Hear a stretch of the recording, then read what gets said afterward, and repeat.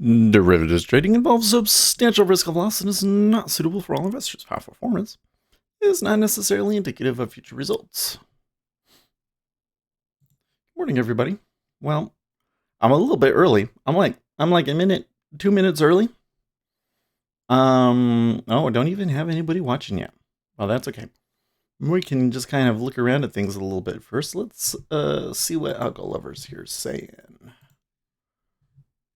YouTube, Algo Lover, ZN. If sellers hold this squeeze below 131,230, then 131,010 target. If 131,230 goes bid before trading back down, then anticipate continuation higher. Translation, look to buy a pullback, nerd face.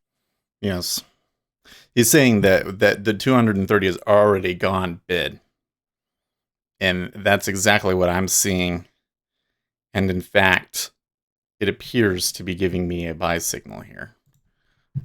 And so I think that I am going to go for it.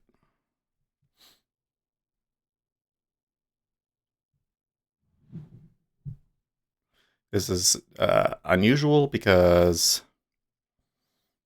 I'm taking it just, I'm taking it well before the open, 5 minutes before the open. Good morning, Lucas. But the signals are valid before the open, so at least from what I've seen. And there has been some sort of a spike down in here. So we'll see if they're able to bid it up or if they push us out first.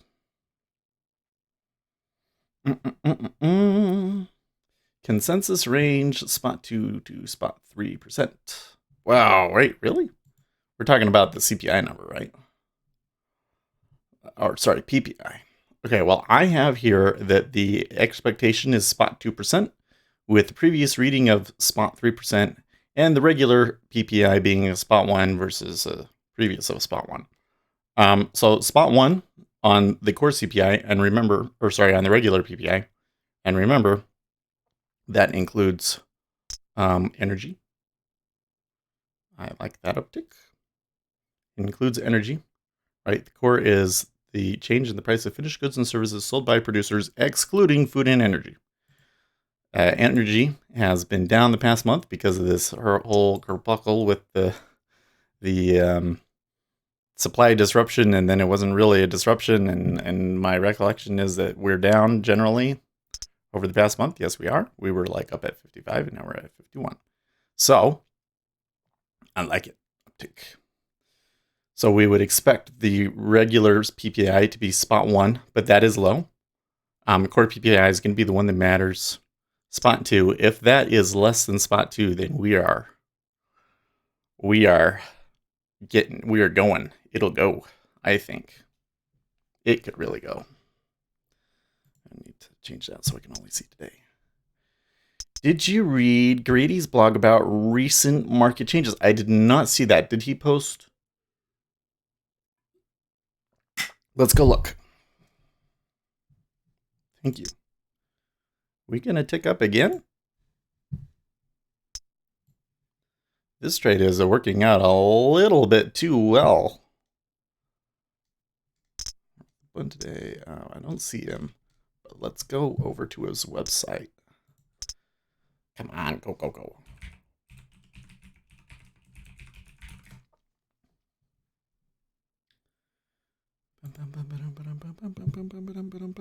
Blog.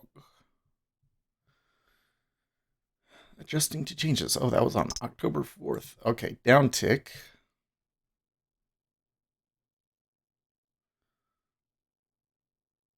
Not that much went into 25 half, but that's going already was kind of going a little bit too far for pre-open. I kind of want to hold it into the open, though. That's the thing. I don't know.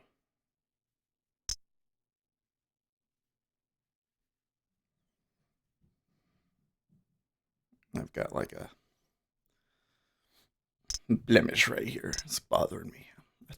I need to leave it alone.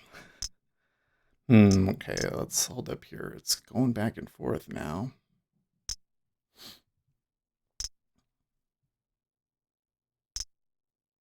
Lots. The big orders are working it back and forth here.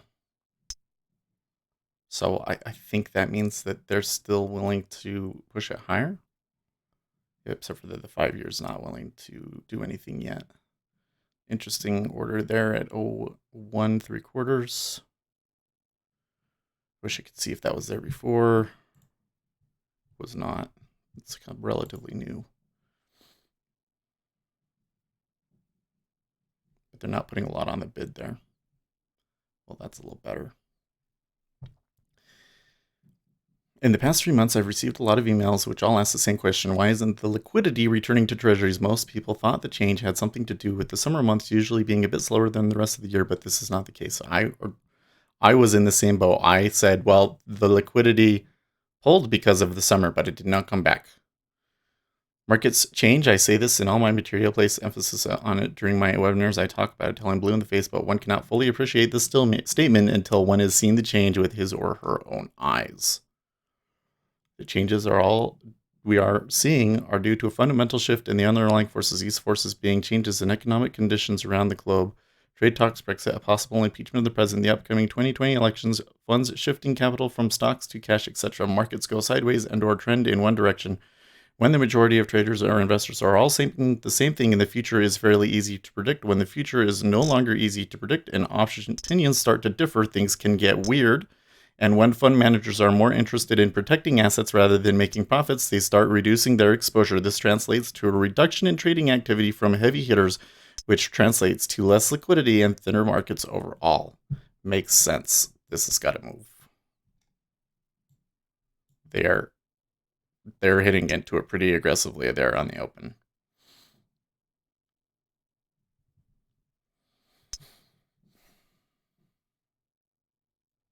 On average, during the last few years, the Treasury markets have been quite thick. When things were slow, it was not uncommon to see 30,000 contracts trade between two prices in the 10-year with no push to either side. Now, during faster and more volatile periods, we're sometimes seeing the 10-year move 5 ticks on just a few thousand contracts and the bonds moving 7 ticks on just a few hundred. The average daily range has increased dramatically. The liquidity has decreased, which in turn has caused the volatility to increase. Absolutely exactly what we have seen the past 3 months. This happens. Market cycle. It's not a summer thing. It's not a summer thing, but it's good for trading, generally speaking. I would say. I wonder, have some people been having a hard time trading it? Because I feel like we've been doing really well. Uzi says, "Yo, liquidity is definitely lower in ZB." Well, let's turn the auto read back on, shall we? Well, they're being a little shifty here. I like what I've got going here because there's a good possibility that... YouTube, wrong ZH. Hi everyone. Hey, good morning. YouTube, Mom. Lucas, I have had a really hard time, lol. Yeah, okay. Well, I think one of the first things that we got to remember is seeing a big number on the DOM doesn't mean it's going to stop. It used to be, you'd get an iceberg and it was going to stop, But if the liquidity is lighter, then people kind of are, it's like... YouTube, Lucas, I am not as pro and am new to this MKT behavior. No. Wait, before I go into that, let's finish reading what it says. This is similar to what I saw when I first started trading treasuries. It wasn't exactly like this, but to me, the volatility was close to what we are seeing now. It is not new to me, but it is very new to most of my students. Let's say you've been trying to identify the occasionally high probability trade here and there, raising a tick or two while attempting to make 3 or 4 in the 10-year as 50,000 contracts trade over 4 prices. Perhaps you spot a few trades someday and on some days no trades at all because the action is too slow. You're grinding, but doing all right because you trade a little size. This is much different than firing multiple trades a day in a high volatility environment while watching your sharp snaps and reversals and runs of 20 ticks in one direction, and now you're noticing that the 10-year... wrong ZH. Waving hand, slightly smiling face. Good morning.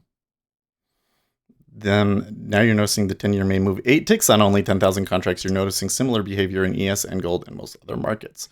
What you need to know, the same concepts apply, but you have to consider the averages and take that into account. And we're all right back to my original price, because seriously. Well, I could consider taking it off up here. but I don't know. They're clearly not going to take that 20. Well, I don't say clearly. They might not take that 28 until news. If at all, they might trade down. I don't know. It seems like they want to buy, though. Like when it Twitch, goes Nia up, it really underscore goes up. Kalepo. What's up, man? Yesterday's stream was really interesting, so I decided to come back and learn some more. Oh, thank you very much. Well, it was good timing because you're in like right at the beginning, so you can see the whole thing all the way through. Let's finish reading this. You're still trying to anticipate possible momentum areas where stops may be located and the domino effect may happen. You're still watching higher volume areas which may stop the momentum. You're still looking at the macro picture in an attempt to determine what kind of day it may be. You're still looking to note when the action is good or bad, but now you have to factor in the increased volatility and lighter liquidity. Waiting for the optimal spot is key, but you need to know that you might not be able to identify the perfect exact price. The optimal spot may be an area of 3 or 4 prices, and you may have to simply step up and take the shot somewhere in that area without getting solid confirmation at one particular price. Therefore, a bit more risk is needed from a tick perspective, but the flip side is you are getting paid more when your call is correct. A reduction in your trading size is encouraged. If you've been trading the 10 lot, maybe you knock it down to a 5 lot or a 3 lot. These days, you usually cannot risk one tick on a 20 lot while attempting to scalp 2 ticks, and when 10,000 contracts move the market in your direction, that's not the play right now. It's not possible given the conditions. The real point is don't panic and don't think things are suddenly going to go back to the way they were, because that's probably not happening. The markets may stay like this for the next 2 years, or maybe the liquidity will increase again in 3 or 4 months. There's no way to know. But changes like this are normal in the world of trading. Don't freeze and throw your hands up in disgust and tell yourself it's stupid and impossible to trade this action that gets you nowhere. You just have to accept it as reality and not fight the change. Adaptation is crucial in this business. Don't make random trades just to trade, but also don't view it as a complete YouTube, negative. Uzi Knesset, Watch, wait, scaling down is learn, go with smart. the flow, I so to have speak. 1 to 2 contracts at most right now. Good point. Okay. Don't take random trades just to trade, but also don't view it as a complete negative. Watch, wait, learn, go with the flow, so to speak. The fact that it's possible to catch big runs more frequently is actually a good thing. Exactly. While it is true that highly erratic movement is not typically conducive to consistent profitability, some kind of volatility is needed to make money. There has to be movement. We're seeing a lot of it now, so do your best to take advantage of the situation. Exactly, guys. I mean, he's right that there can be some spots where you're taking like 3 or 4 takes in its an area. And we've certainly had that happen to us, haven't we? Where I would take a trade and I would get stopped out of it, even though I ended up being right in the long run. But the thing is that I'm ending up taking trades that are like 2 to 4, 2 to 8 risk to reward sometimes. And in that kind of action, I mean, the probabilities really favor you if you can, if you can find the spots. YouTube, Lucas, I was so happy with my 225 ticks days lol. Yeah. Well, the thing that's interesting, the thing that I find funny is that, after the financial crisis, Treasuries became a really YouTube, good trade. Lucas, with TSYS you can make all the money you want with just 2 ticks. Yeah. But, there used to be some really good volatility, and it was a really good trade. And then things kind of slowed down, and especially, I would say, like, around 2015, 2016, when volatility was extremely low. Like, before we got the big volatility crash, if you recall that, when we had, like, a flash crash and volatility went through the roof and all of the options kind of caused like a mini stock market crash. Okay. Before that, trading was awful. I had such a hard time doing that because, yeah, you want to go and make it for 2 ticks or whatever, but whether it does or it doesn't is way more random. Whereas with these moves, especially if you've got the macro picture right, you can get really high probability trades. Got 2 minutes, by the way. Let's make sure we got tweet deck up.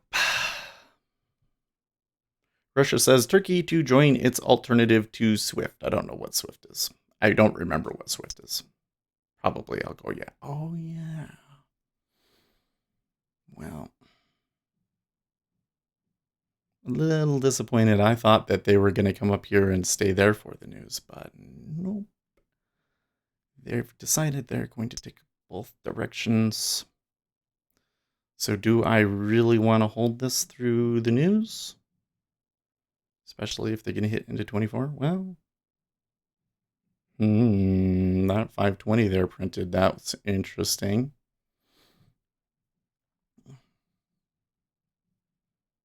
And 1 minute warning. Well, probably it would be unwise. Well, okay, so if they hit my YouTube, J stop, then Constant. there's nothing Hello, I can Bitcoin do. looks bullish. It holds 8K. I don't know about that, dude. 8K is the new 10K.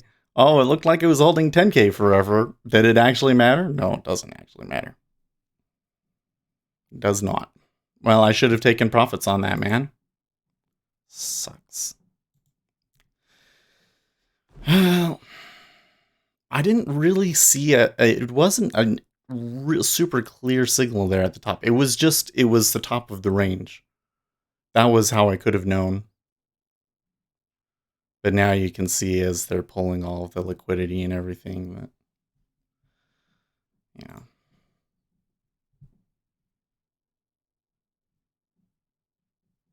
We could still hope for a bad number, but I don't know if that's going to work. Okay, so there's the number. I almost got filled. Well, now I don't know what to do. Okay. I'm still waiting for it. I'm still waiting for the... okay, it was... oh, the numbers that are coming through on Twitter don't make any sense to me. Hold on a second. Core PPI negative YouTube, spot Lucas, 3? minus 0.3%. Okay, this is... this has never happened before. I'm surprised that they only moved that much. Can I buy it at 27? I don't know. Yeah, I can't believe I was 4 in line. Oh my gosh.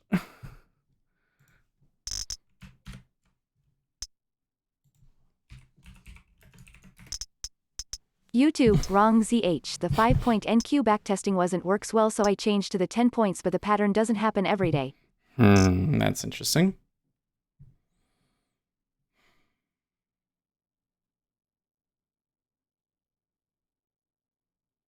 I think that they're very clearly going to bust this. But, man, negative spot 3. It's really bad.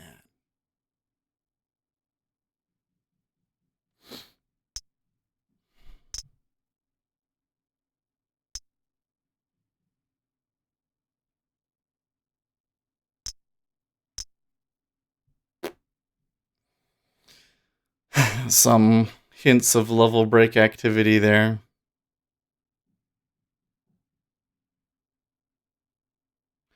I think that you have a pretty high probability trade here, but the spot is awful. YouTube, J Constant in 3, 2, 1. YouTube, J Constant, Bitcoin so. pump. If you say so. I don't really care. They still haven't, there you go.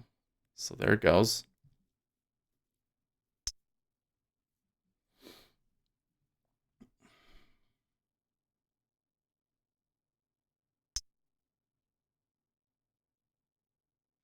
That sucks because if we had been able to hold on to that original YouTube, trade. Uzi Knesset, weekly target in ZB at 65.20 still naked. No, Twitch, no, I was not that lucky. Were you long ZN just now? So what happened was I had a position at 24, and just before YouTube, the news... wrong ZH, like it's so accurate 10 out 10, 1-to-1 ratio. YouTube, Uzi Knesset, I'd like to see a break of yesterday's high though. yeah, good point. Yeah, so what happened was I had a position at 24, and they stopped me out, and then the news hit, and they went up. So I thought that they were, when I bought that, I thought, okay, I got like 5 ticks built into this. Hopefully they'll hold it at 2 to 4 ticks, and that'll give me room to be able to play the news. Didn't work. So then I said, well, I can hope that they still buy, that the number will be bad, And so I put an order in, and it only just barely didn't get filled. Probably if I had put it in at 25 half, I would have.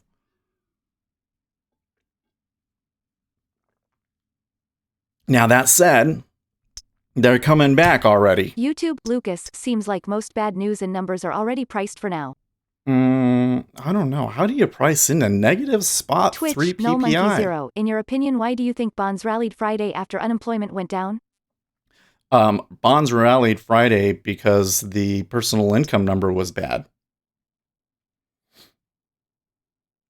There was an initial pop, and then they went down because equities said, hey, Goldilocks zone. But, okay. Now I should be filled. I'm not? Really? Really? Maybe we weren't as close to being filled as we thought. YouTube, Lucas, because it didn't rally after the number, we just had a false breakout. Well, there was like it did this, right? Where's my pen? We went zoop, and then we went zoop, and then we went right. So this part right here was the economic algorithms reading the number and taking it the correct direction. But then the big traders in the E-mini decided, oh, we're going to buy the E-mini, and so we moved down. But then when they got down there, they said, no, no, no, no, no, no, no. Personal income is low. We can buy this because there's a much higher probability now of 4 rate hikes. So they bought it. I think, at least. That was what I was thinking. I took that trade. I held it. It worked really, really well. That's what I was thinking when I took it. So, for what it's worth, that's what I thought happened. That so totally sucks that they hit me at 25 and I didn't get filled. But maybe Lucas was talking about this one too, that maybe we had a false breakout there at 28 or whatever. They definitely did like a level break and then exhaustion, didn't they?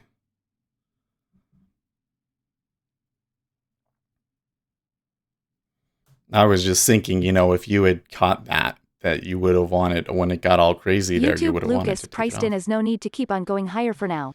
I don't know about that. So here's why I think that it could continue to go. If we look at our treasuries here. YouTube, Algo Lover, ZN target 132, 125 if they break the 132.010 highs and hold a pullback if given nerd face. Yeah, so there's our first one, is that we still got 131.010 is an area up there that we could do. YouTube, Lucas, that's why I said for now, haha. Yeah.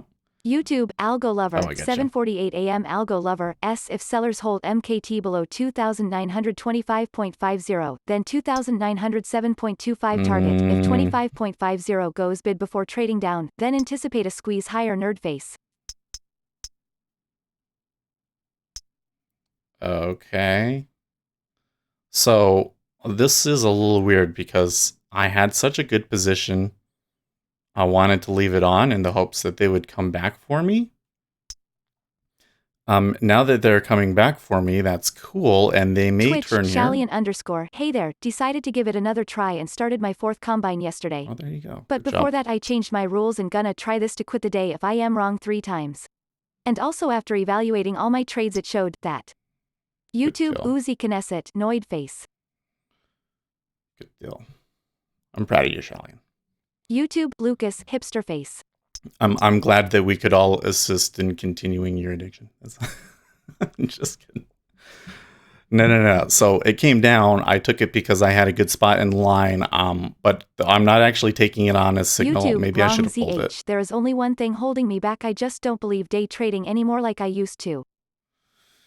Well, I think that the way that that popular culture thinks about day trading definitely doesn't work. YouTube, Lucas, what happened wrong? YouTube, Uzi Knesset, Shallian, you haven't failed at trading till you quit. Keep it up. There you Grinning go. face with big eyes. This whole idea, though, that you can just kind of look at the markets and get a feel for the way that they move and have some sort of intuition about the way that they're going to, what they're doing, I think is very wrong.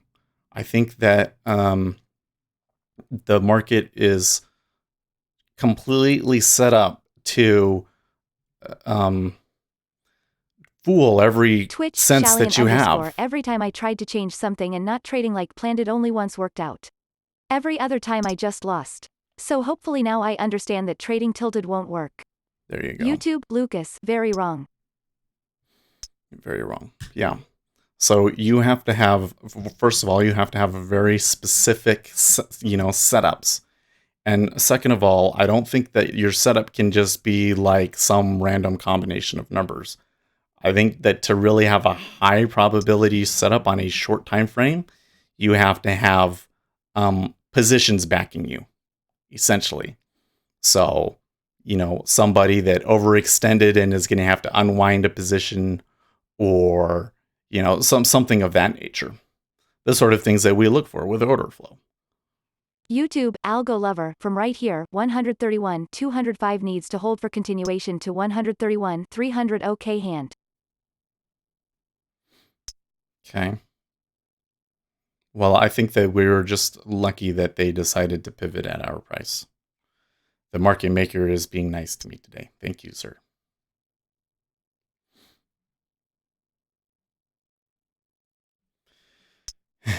They actually did at some point have a little YouTube, bit of Algo a Lover, gotta go. Have a great session, thumbs up. thank you, sir. Yeah, anyways, what were we saying? There's so many things I could talk about here. Trading tilted doesn't work totally, right? Because you got to remember again, your brain is not functioning normal when that happens. So you've got to have a way to realize that you're in that situation, and two, a way to stop yourself or to balance yourself back out.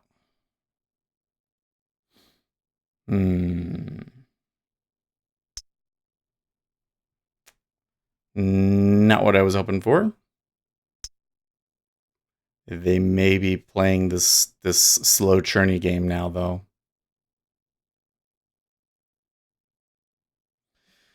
Well, we were talking about whether day trading works or not. Yeah. I mean, the thing is that most people don't know about futures, don't know about order flow reading. And if they do know about order flow reading, they think it's too complicated or something, you know? So I think you end up having an edge simply from that, simply from having this skill, because most people aren't going to develop it. They dismiss it. But when you realize that on a short time frame, people's positions, being able to track in large positions is literally the only way that you can have a good probability on the market action. Then it really changes things when you take that perspective, right?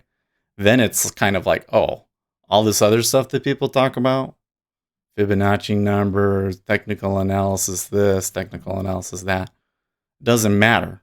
Doesn't matter because the big guy that has a position there, he's going to make it do whatever he needs to do to make it work. And if what he needs to do to make it work is make it look like it's going to do a head and shoulders so that people sell it and then he can buy it Twitch, up, then that's what Shallian he's going to underscore, do. and hopefully I will never ever again overstep my daily loss limit. It's just stupid. Yeah. Well, the thing that you've got to, the thing keep in mind there, Shallian, is that you are going to hit it sometimes, right? And the reason you have it there is to have a spot at which you know that your strategy is not working that day. Why am I not showing the main screen? So dumb. Well,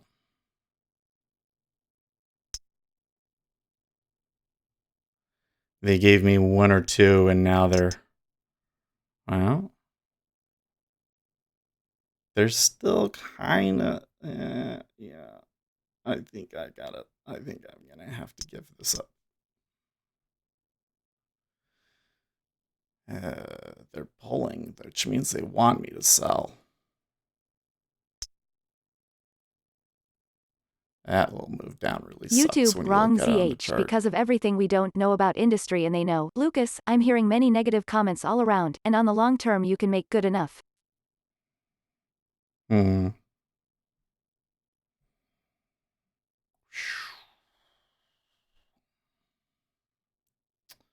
I'm feeling nervous here because I am down to where I would like to typically take it Twitch, off. Shallian _ yeah I know. That's totally okay for me. What's not okay is like to lose $960, that's almost double. Yeah, exactly.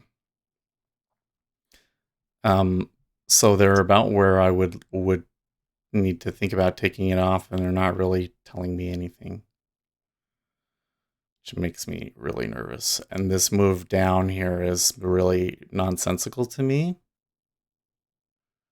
It could be, like what you were saying, they did the CPI news, they bought, and now it's, YouTube, wrong ZH. Well, they say the banks spends millions on their softwares to keep them update. It's hard to compete with them. oh, totally. Listen, they make changes to those algorithms and stuff every day, for sure.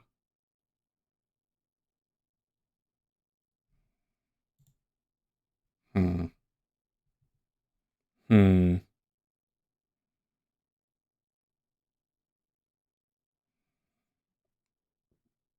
YouTube, Uzi Knesset, that and they have seemingly infinite money lol. Yeah. Well, that's the problem is the amount of money that they can put on there is enough to control an instrument for the short term.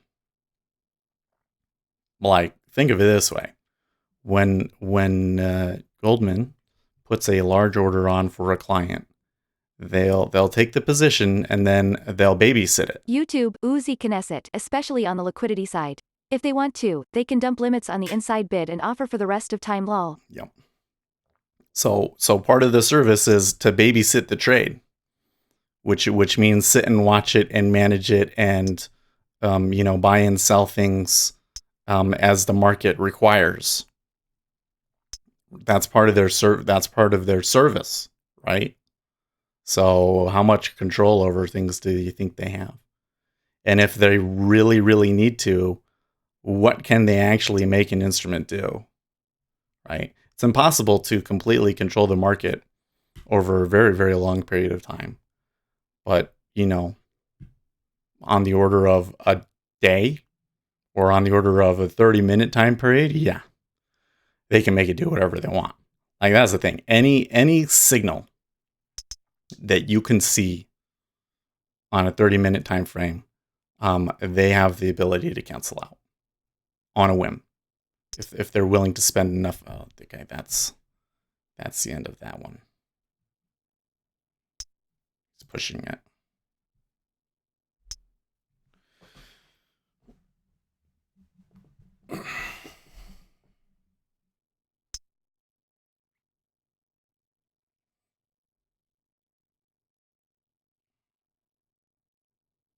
YouTube, Lucas, Need to I'm take a liking the moment. safety features of the latest day trader release.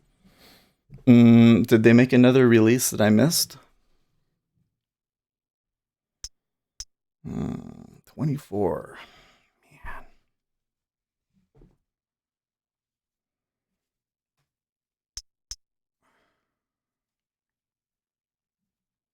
So what sucks about that is that they look like that they're going to give us another signal. So, YouTube, Lucas, just today. oh, cool. Let me go look. Let me go look to clear my mind because I'm a little upset about how that all happened. Had an opportunity to come out today YouTube, really Lucas, well. recently baked.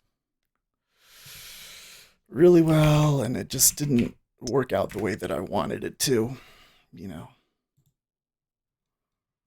Okay. Disabled the ability to change account with keyboard. Changed method of logon to Journalytics. Trade of 8, fix a bunch of trade of 8 stuff. Trailing stop behavior. Is that it?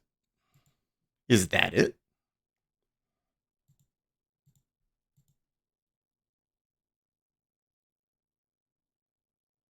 Took it there at 25 twice. That was probably not. That was probably ill-advised.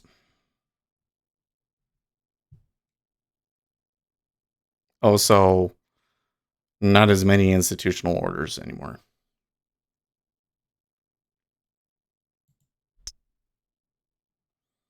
And probably moved down just because of the E-mini. The only safety feature I see is this disable ability to change account with keyboard.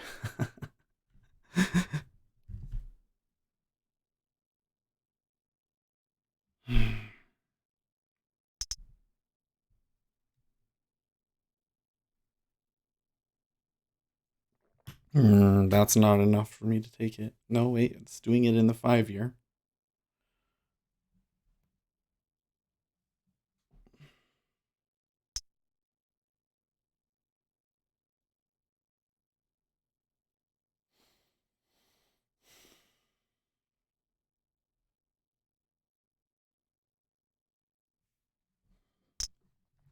So let's go and look at the CPI because the number did not quite. Being at negative spot 3, that's something that I've never seen before, and I don't understand how the market is not like completely freaking out about it. Trump administration directed U.S. diplomat Sondland not to appear for scheduled House deposition on Tuesday. U.S. producer prices unexpectedly plunge in September, biggest drop since 2015. How does that happen?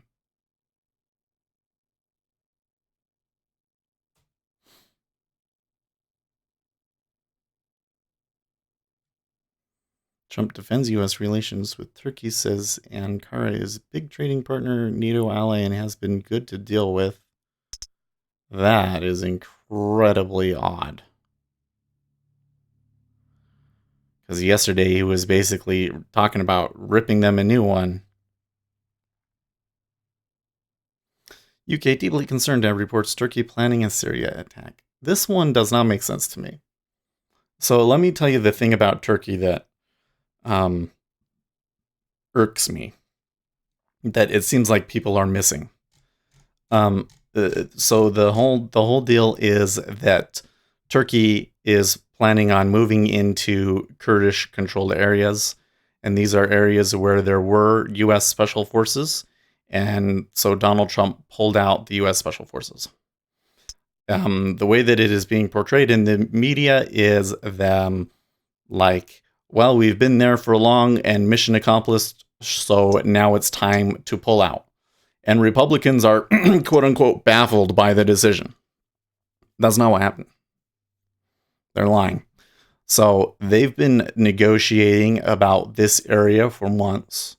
Donald Trump has been, speaking to Erdogan frequently, trying to negotiate over this particular issue.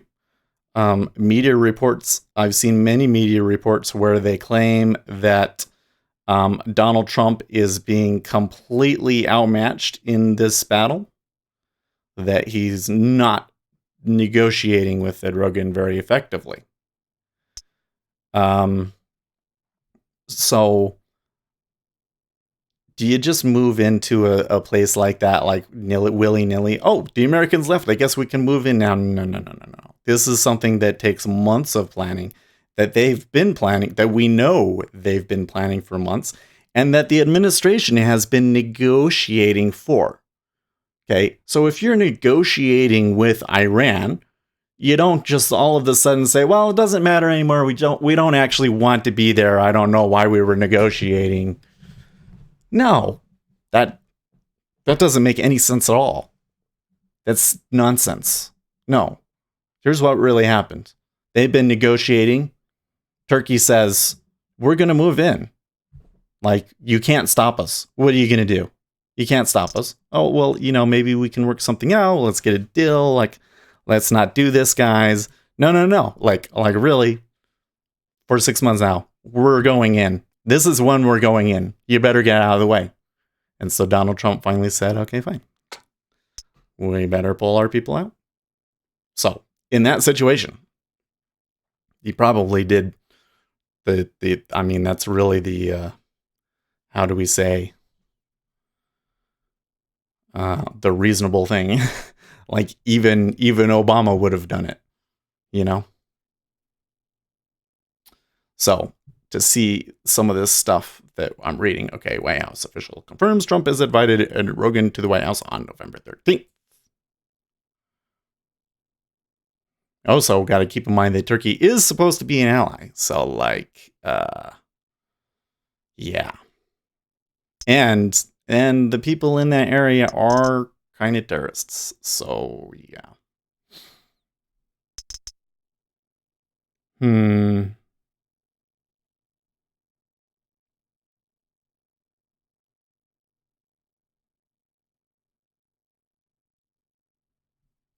Now they want me to buy 25 half? I'm not going to get filled. They're going to mess with me here.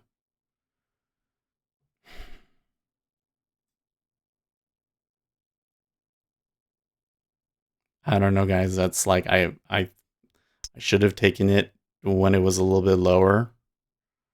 It's telling me it's a buy.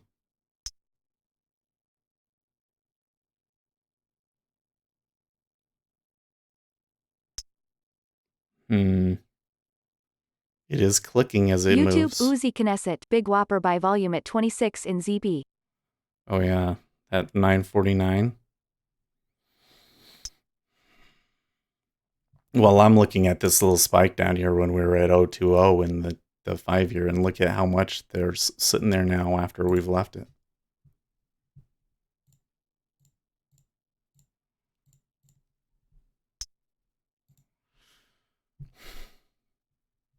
The problem is the YouTube location. Uzi Knesset Whopper with cheese.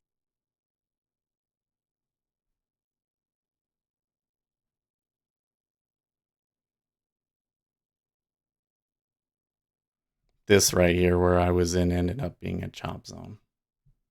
And this might be another chop zone.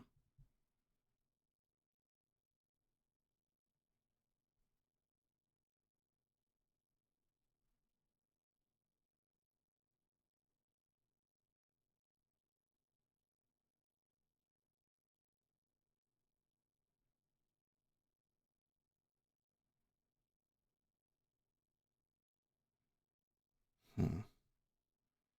The first trade I took, I probably shouldn't have done. Just holding on to it and hoping that it works out, even though it did give me 2 ticks. The second one was okay. This one is correct, but is late.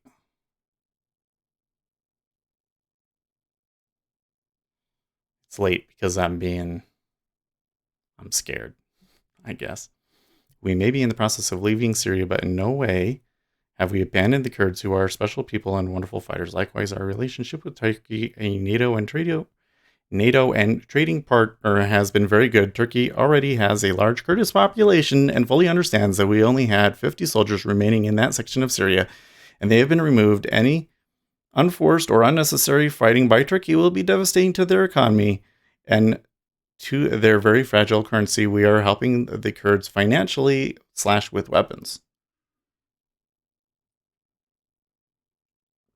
Okay, well, this is the I'm not like a foreign policy expert necessarily. This is one that you let simmer for a week or two, and then we look back on it.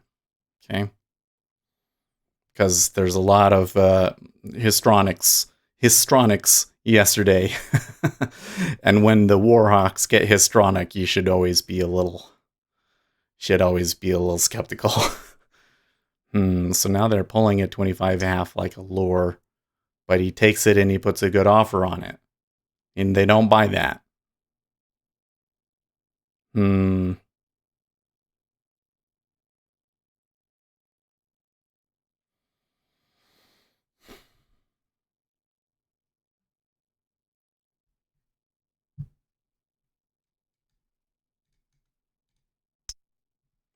There's a lot of logic to calling China's bluff. In the long run, it seems very unlikely that organizations that do significant business with China are going to be able to constrain their talent and all of their executives from expressing support for Hong Kong.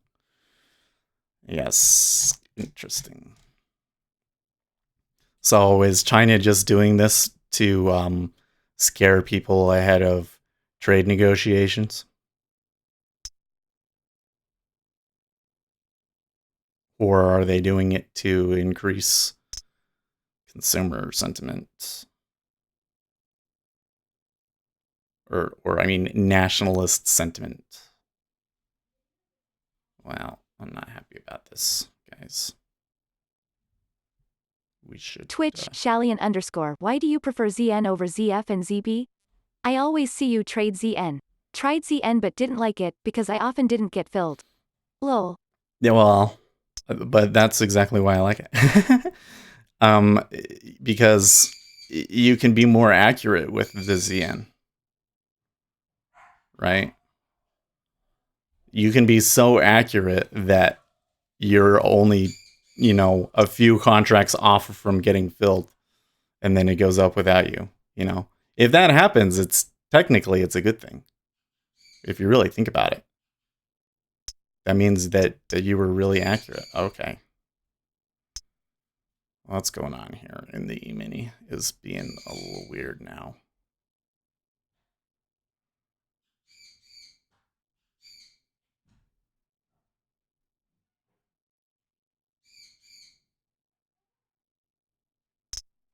We're getting quite a bit of churn here. And on this move down at 24.5, I'm seeing a spike that suggests that we will move higher. Okay.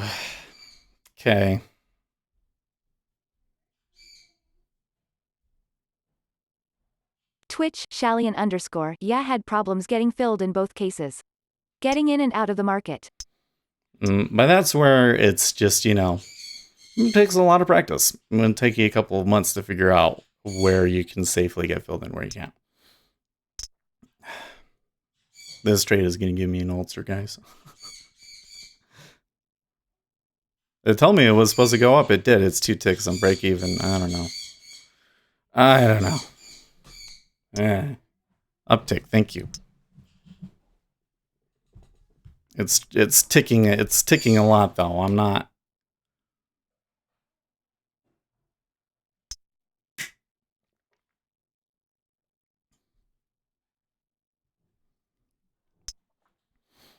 particularly YouTube, thrilled. Gary It ticks Rich, up and then good it ticks morning. back down, and it's click, click, click, click, click, click. Yeah. Just tick up, please. Twitch, Galaxy _ Pirates. I just LOSR 6K on the latest trade. I'm sorry.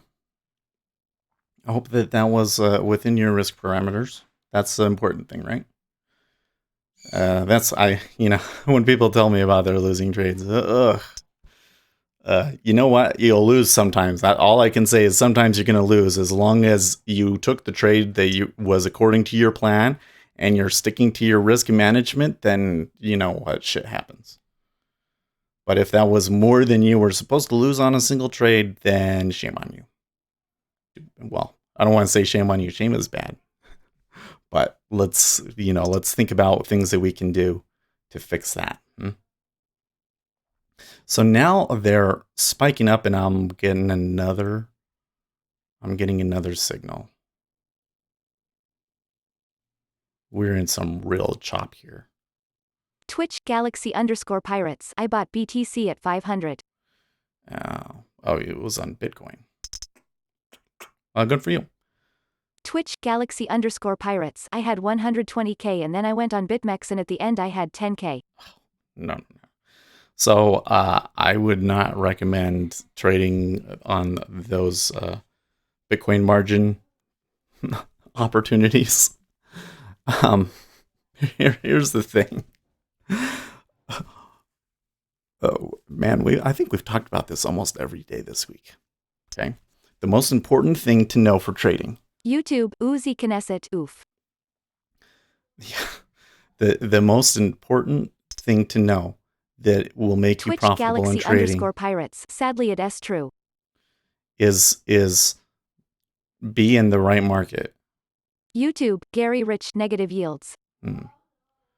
So when you're in the right market, everybody makes money. If you were in Bitcoin in 2017, was it? Yes, 2017. Everybody made money. And everybody thought they were a trading genius because they were making money. But then, when the bull run ended, 95% of those people lost money. You bought so low, 500. Good for you. Twitch, Galaxy_Pirates, yes lol. You bought so low. You were lucky to have bought so low that you're still in a good spot. Twitch, Galaxy_Pirates, same. Yeah. But the key question that you have to ask always is new money coming into this market?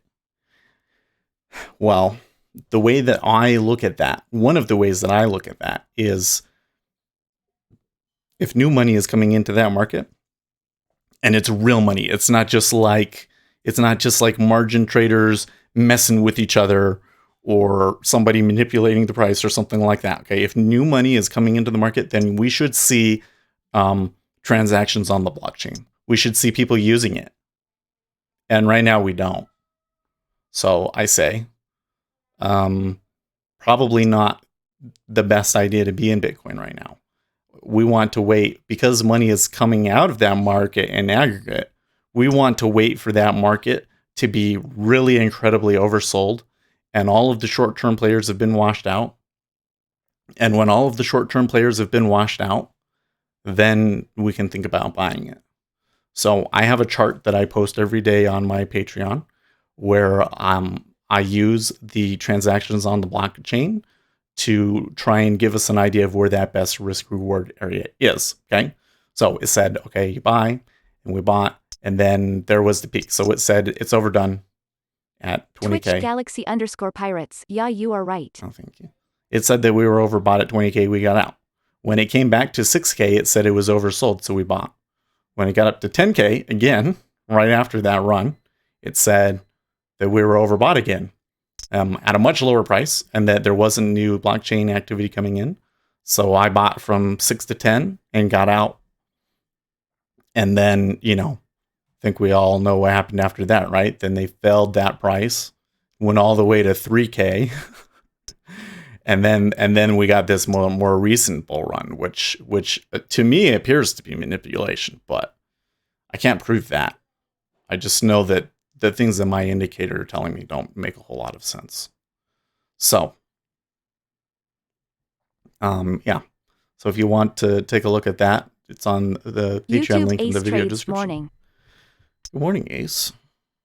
Hey, if you would like to sell this, I would be super happy. But is the pressure up? The E-mini is being really finicky. You know what? The Treasuries are being really finicky. Like, they moved up there. That was a good buy. And look at the way they come back. This, to me, at the moment, has the markings of we're going to buy it, but we need to screw everybody over first before we move it.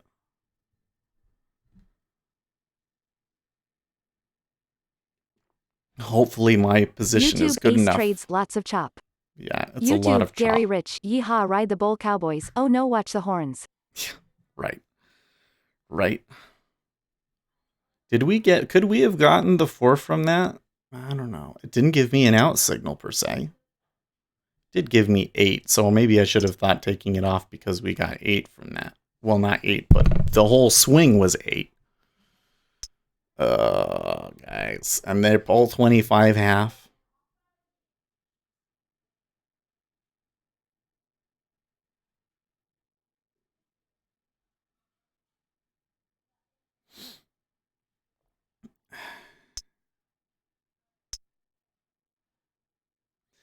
Well, the 5-year still kind of looks like they want to push it up. Let's see if they do.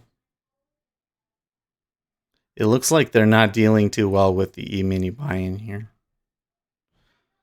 I'm wondering, maybe, there was that note out from Goldman Sachs the other day. They were saying, yeah, well, it's pretty bad slowdown in manufacturing, but it's actually been going on for so long that it looks like that it's never actually going to push us into a recession. And I kind of thought, okay, that's cool that we're not going to go into a recession, but I didn't really think it was a particularly positive report. But everybody's reading it as like it was like, cool, we can buy all the things again. I don't know, guys. Uh, yeah, this is not comfortable.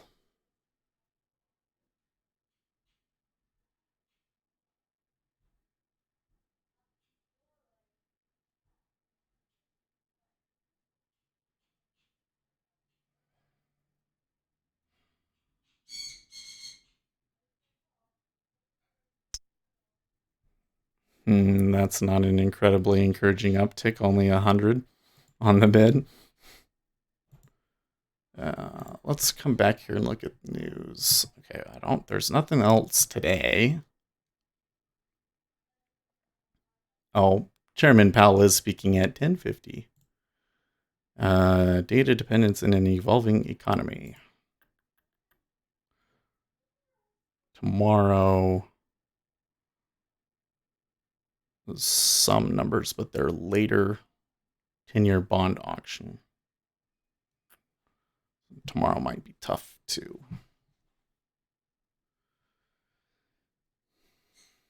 Okay, they upticked to 26. That's good.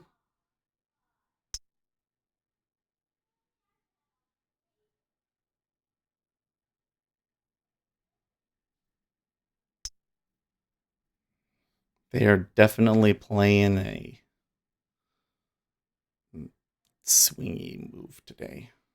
You can see the way they're doing this. Higher low. They might go and take that 28, 29. YouTube Ace Trades. I've got a line at 2920.75, but it's too choppy to say anything. Hmm. I'm seeing some relatively long bars here on my histogram in ES, which could be indication that it's going to do a reversal and move down. But when it's so choppy like that, I feel like it's not as, I'd actually say that it can be still pretty reliable signal, but the difficulty is in picking the spot. If you're really confident about that spot, then selling it would be, maybe could turn out really well. It is 7-11. So is that really good time to take a trade is another question. They're not able to make it stay bid at 26.5, even though they're taking it there. And we're getting like some more, there was some pushing there too.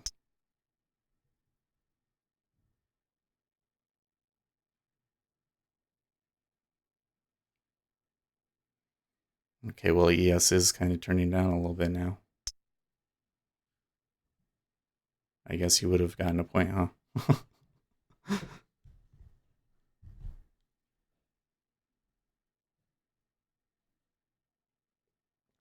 That's more like it.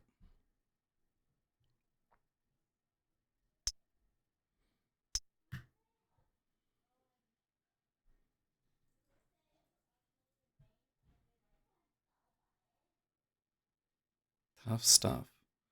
27.5 was what they touched last time. There was some touched 27.5, even though it's blank right now. I know that some traded there. Well, Ninja Trader says some traded there. hmm.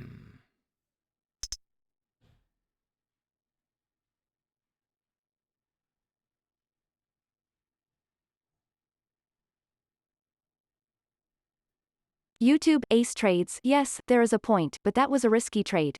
Yeah, I agree.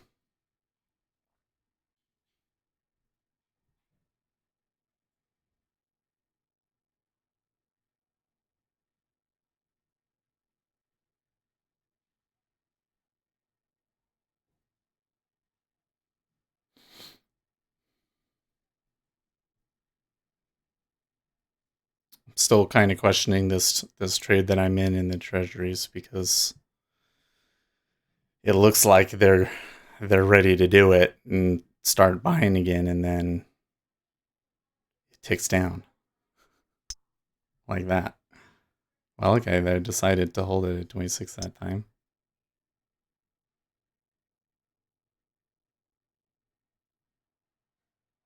I am seeing the offers are starting to be a little bit more common. Big institutional YouTube, Gary offers. Rich, ES wants to test 2,912. That would be good. I would really like that. YouTube, Ace Trades, I can only see there is a stop and a target. Are you long in Treasuries? Yeah, so if you look at the 25 half, look in the price and you see the blue one. That tells you where I'm long or short from. And then you can see this column right here is, your profit and loss at each price.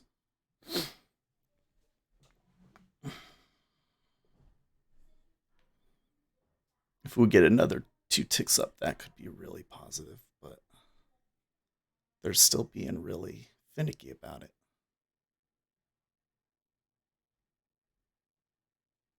The thing is if this really is a buy, they're being this finicky, then it means, generally speaking, I think it means that they're just not getting enough volume to get filled to make it worth it to push it up to where they want yet, right?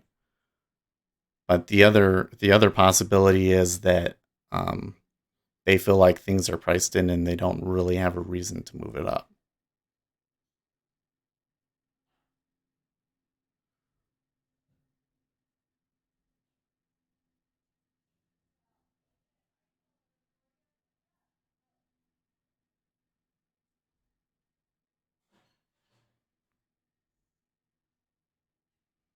But you can see how the level 2 is being kind of sly, like the pull.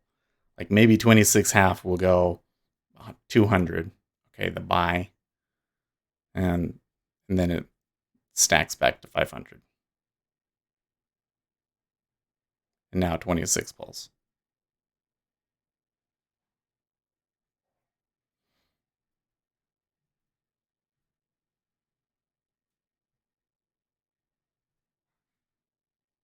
Kind of seems like they're having a hard time getting people to take orders at the moment.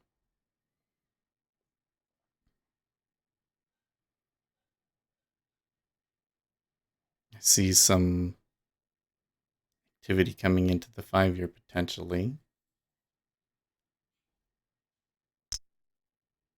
Okay. Well, the Treasury trying to sell that. The 10-year trying to sell that.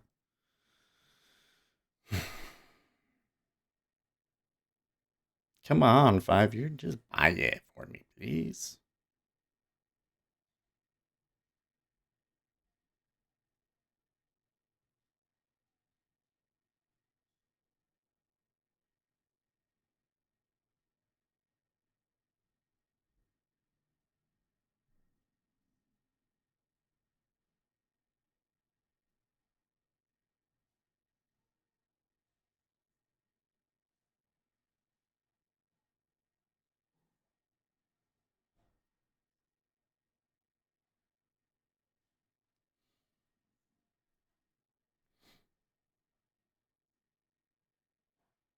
It's not really a whole lot of contracts trading, is there?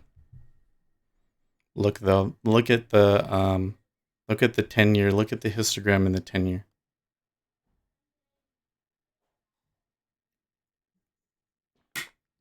YouTube, Ace Trades, well, there is 2 points, but it's ugly, going to just lock in a point.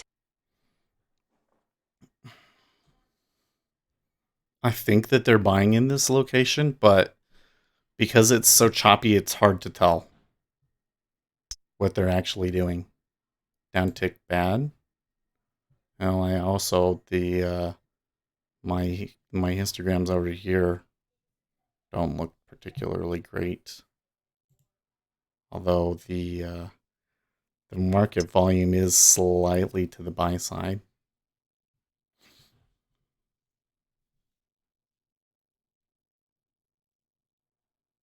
ES is kind of selling.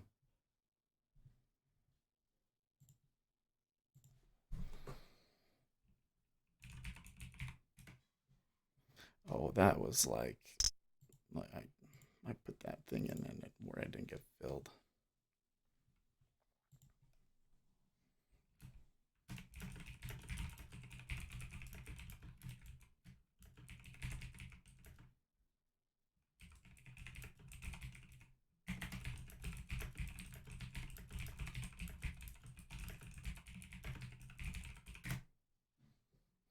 See, that right there is your golden signal, but it's not in a spot where it's really clear which way it's going, but I think it's a buy.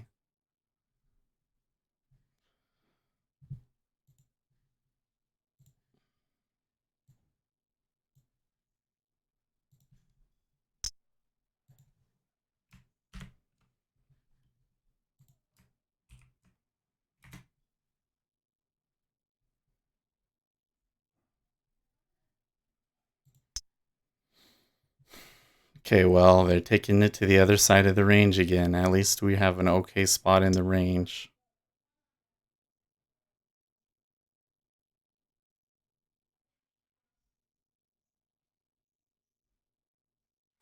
Oh, it didn't take very much at all to move the 5-year up there. That's funny. Only 68 at 032.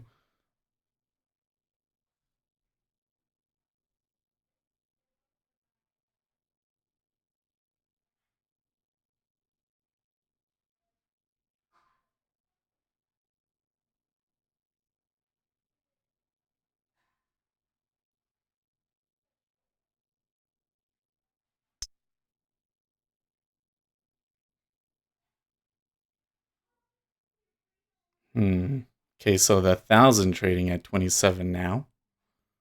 It's funny because that would normally be an average tick, but that's actually one of the bigger numbers we've seen in a while.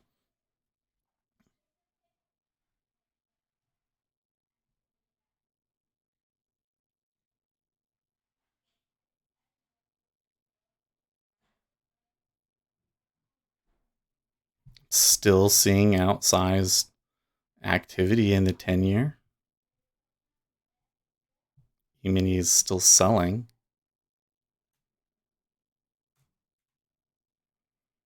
He says he locked into point, so let's just let this ride and see what happens.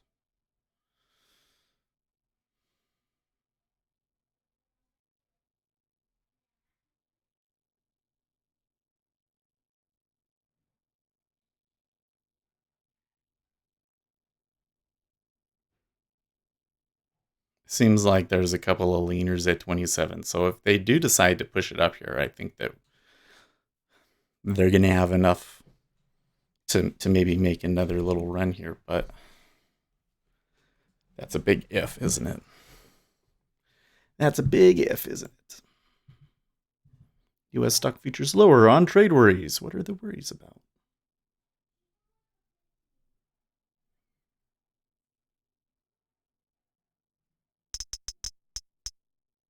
Okay, a lot of clicking on that downtick.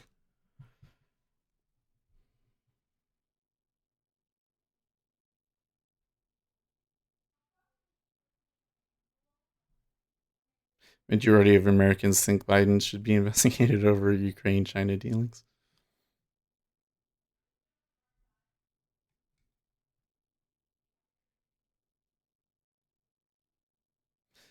Given the almost cartoon-like world we now live in, it is appropriate that the most honest commentary on where we now stand comes not from intellectuals or politicians, but from South Park. If you have not seen the South Park episode 2 of the latest season about China, you should go and watch it. It may end up being the most culturally, it's not their funniest or best episode by far, but it may end up being their most culturally significant episode. YouTube Ace Trades, locking in 2 points plus a tick for the commission. Good job.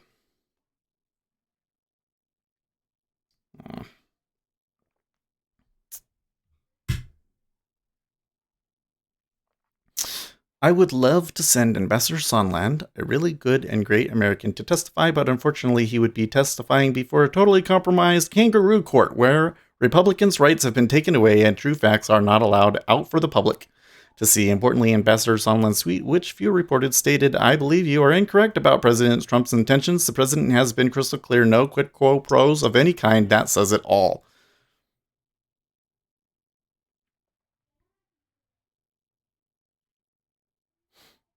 That was Donald Trump, by the way, in case I didn't make that clear. Okay, they're going to make another attempt here at 27, maybe? Maybe? If you could, sir, please. Please, sir. I'm like full on cheerleading it here at this point. Look at that.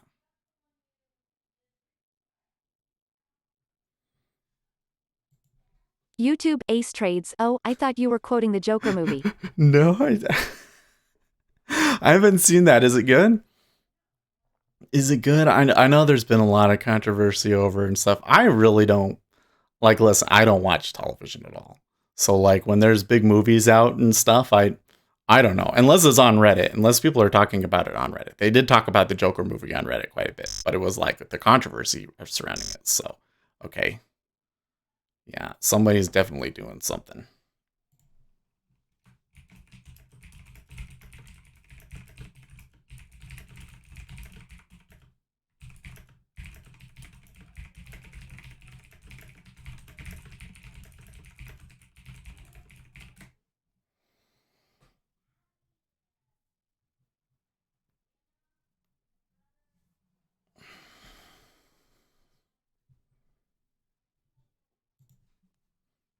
YouTube Uzi Knesset. You base your entertainment choices on Reddit.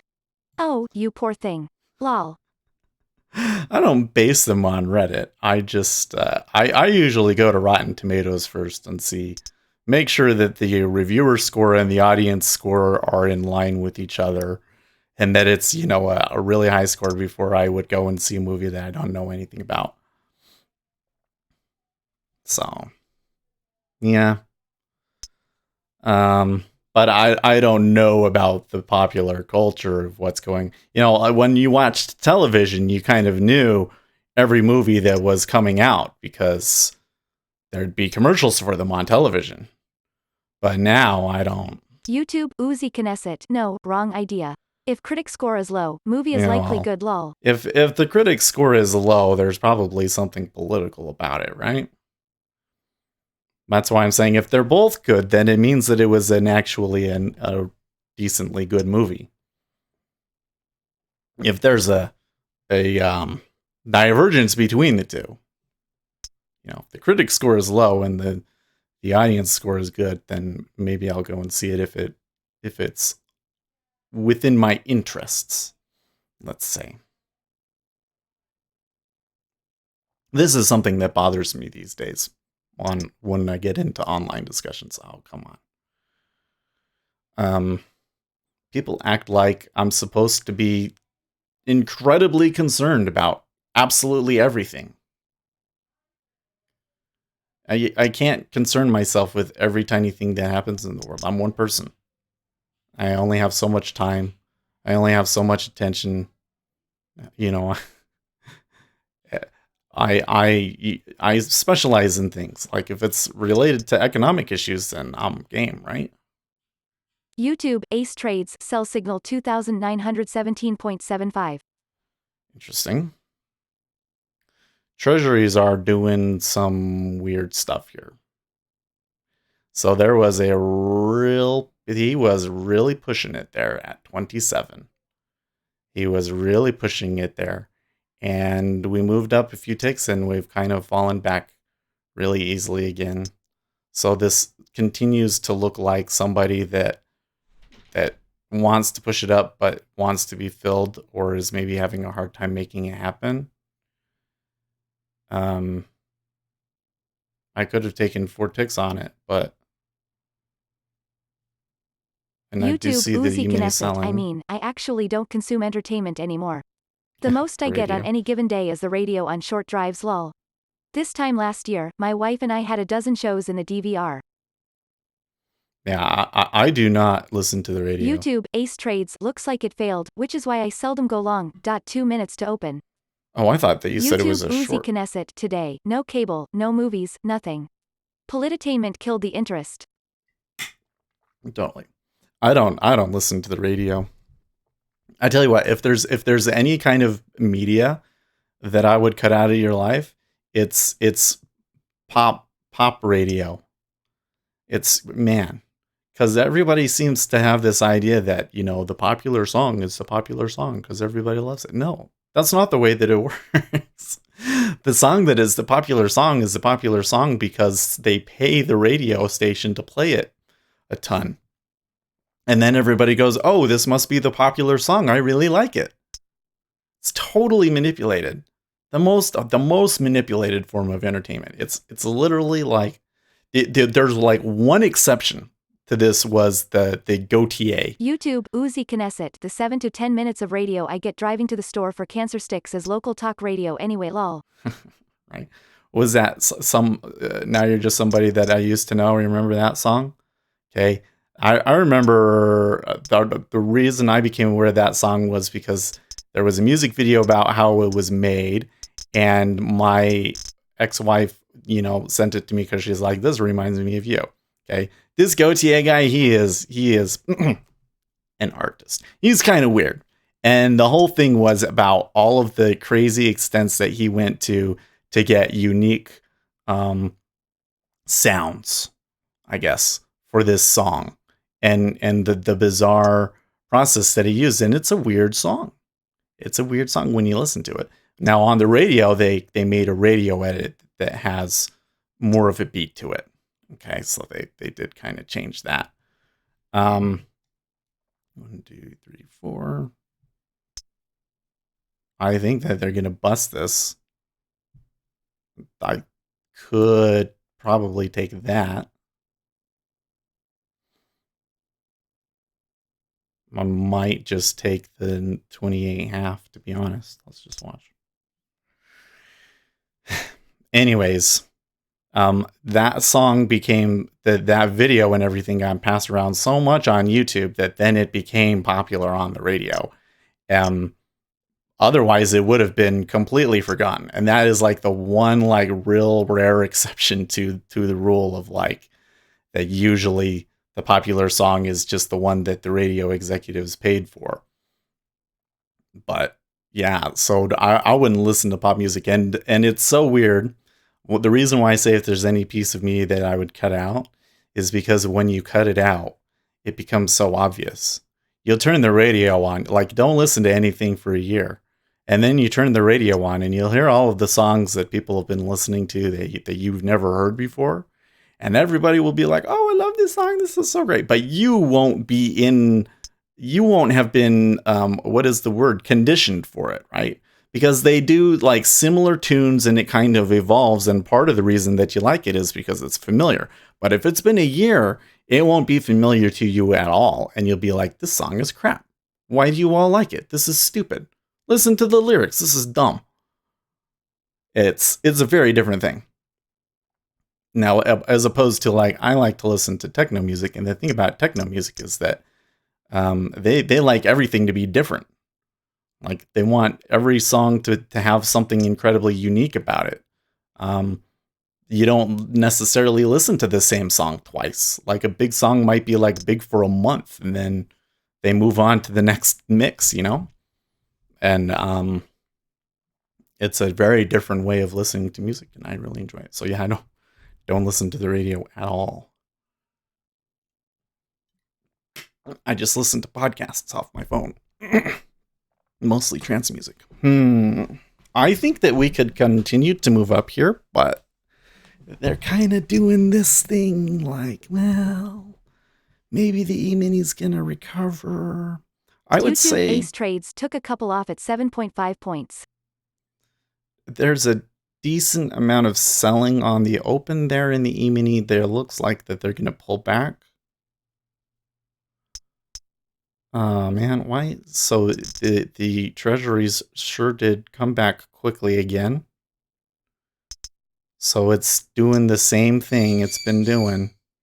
Slow pushes up and then little quick fall and then slow push up. YouTube, Uzi Knesset. In terms of music, I'm a fan of anything either without lyrics or lyrics in another language lol. Oh, there you I go. don't want to know what the singer thinks about anything haha. Right.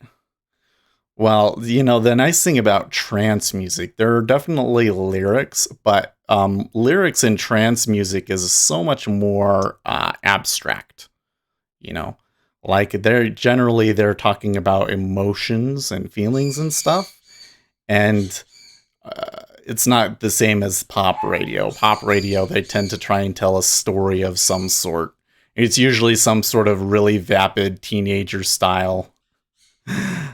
So it was like this South Park episode where they were making fun of China. And in the episode, the kids are in a rock band and they're like in a heavy metal death band. And they're like, well, nobody makes money from touring or records or anything like that anymore. But what they do make money off of is making a biopic and selling it to China.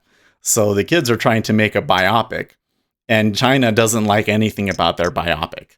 Like they come in and they're like, the cripple kid, he's like, you know what? I'm a homosexual. Also, I'm addicted to crack cocaine. And that's supposed to be the interesting biopic. But the Chinese are like, no, we can't do that.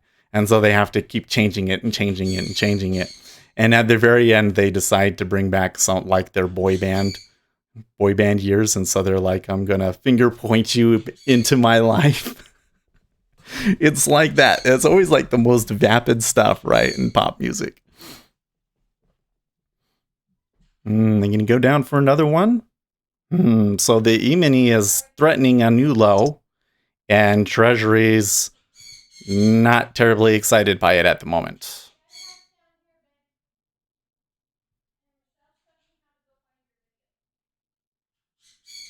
YouTube, Dojo, found a really funny instructional video on hip signing. I'll post it up in the off topic, other folder on Discord. Hilarious. Okay, I'll go look at that later. This is a really interesting behavior in the treasuries. It's been a long time since I've seen it be this difficult, I guess you could say.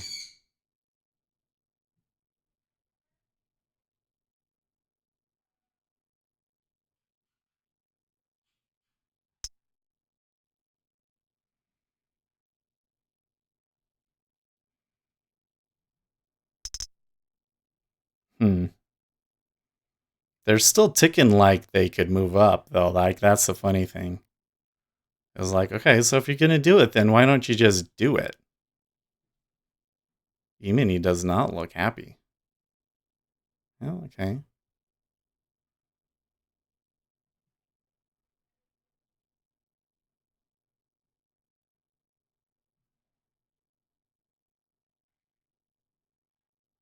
Like, that looks to me like a hard sell. Like, they bust that 29.10 and then it's gonna be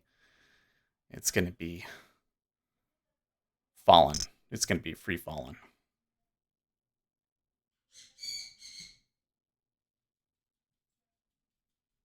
YouTube, wrong ZH, lol at Uzi. Okay, they didn't take it again, but treasuries are kind of slowly ticking up again.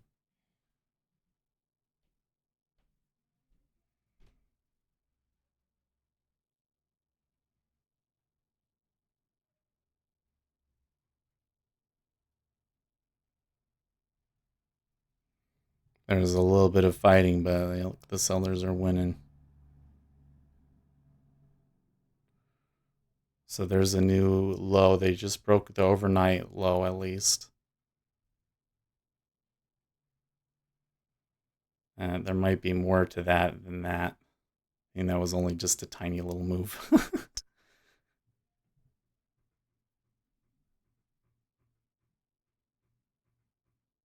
Look at the cumulative delta. That was really hard selling. Oh, really? The treasuries tick back down. Stop.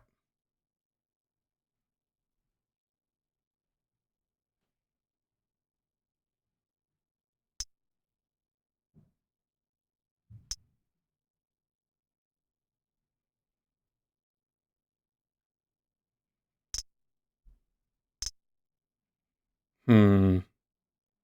So now they're having a hard time holding 26 half. That is interesting.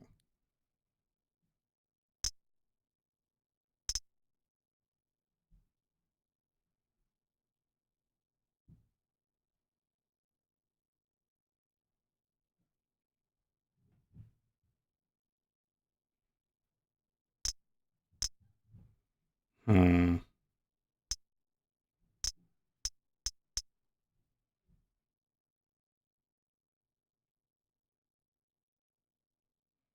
There's more lows. Okay, so somebody tried to fight that. I'm wondering if we're going to get some position unwinding if they continue to move up now. Look at them go. They're going to go for 2,900 now. Let me look at my ES chart. Ooh, yeah, they could go. They could go for like 28.96 even. Like they could have. There could be way more to this down move if they really decide to go. I mean, there's that whole move from October 4th that they're retracing essentially last Friday. A move that I'm not so sure actually made sense. Hmm.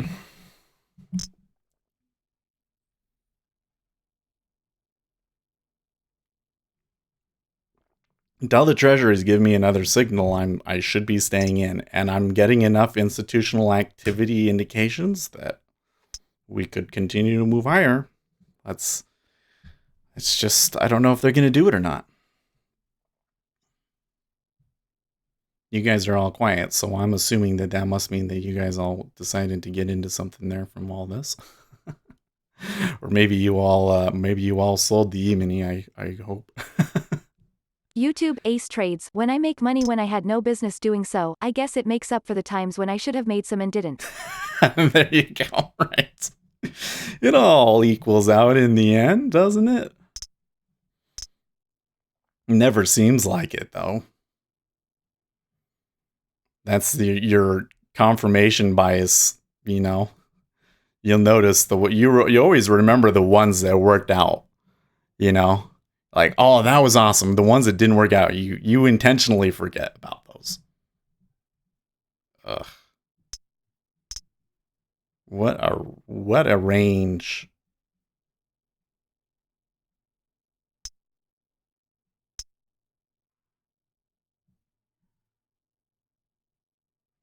I should have just been playing for ticks here. I mean, I could have taken one or two ticks here like a trillion times by now. I could have made like $500 just from taking two ticks, probably. And I'm sitting here waiting for it to go and break the high like a chump. Yeah.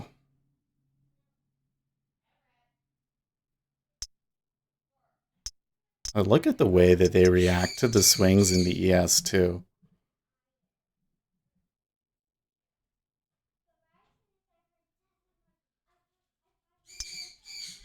I find it incredibly bizarre because to YouTube me, Lucas. This 4 ticks range hovering below highs is frustrating. right? YouTube Lucas High Ace.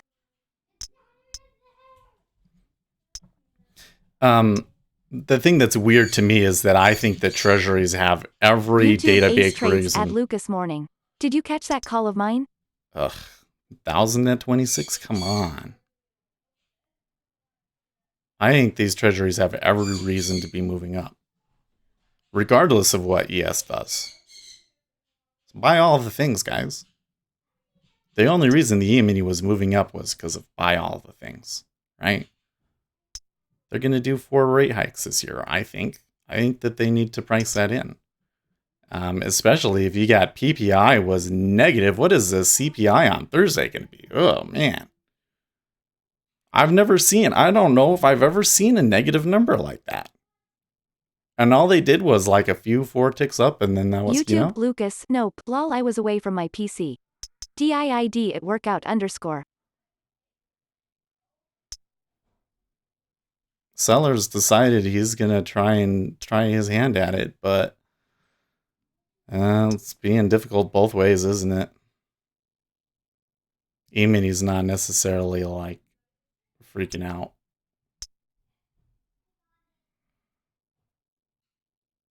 But look, that 1500 at 26. I mean, if they hit into it, well, okay, a little bit of a pull.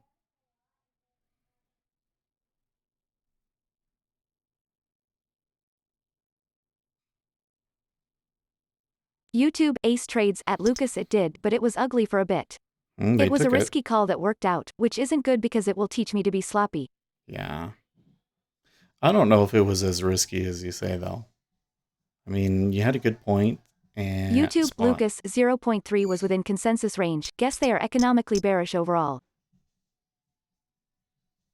You had a real entry location, and we had stuff telling us that they were going to sell it, and it totally worked.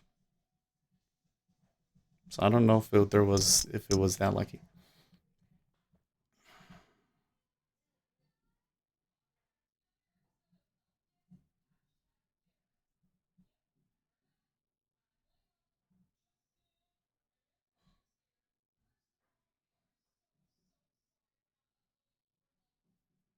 This trade, though, I don't know what to do. It's not behaving normal. It's telling YouTube me to ace stay trades in. got to leave for a bit, locking in some more profit. Let her ride.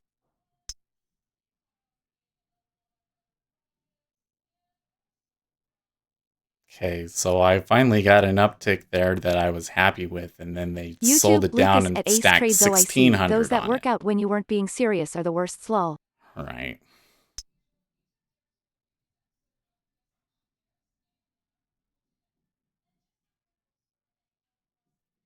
YouTube ace trades at Lucas. I know, right?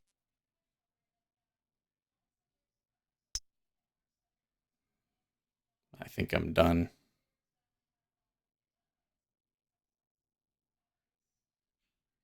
YouTube wrong. ZH look like Treasuries turning. Think they're turning down.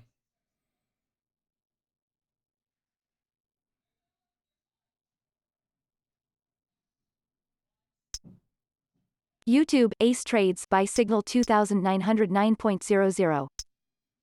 Hmm. It's starting to look to me like that the treasuries wanted to buy and that they're giving up. This 24.5 is looking to possibly put on a fight.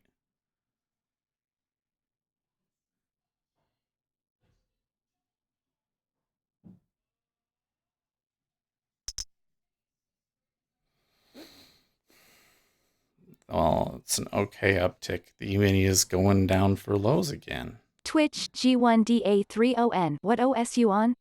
And WTF is going on? YouTube ace trades as usual. It fails. Right?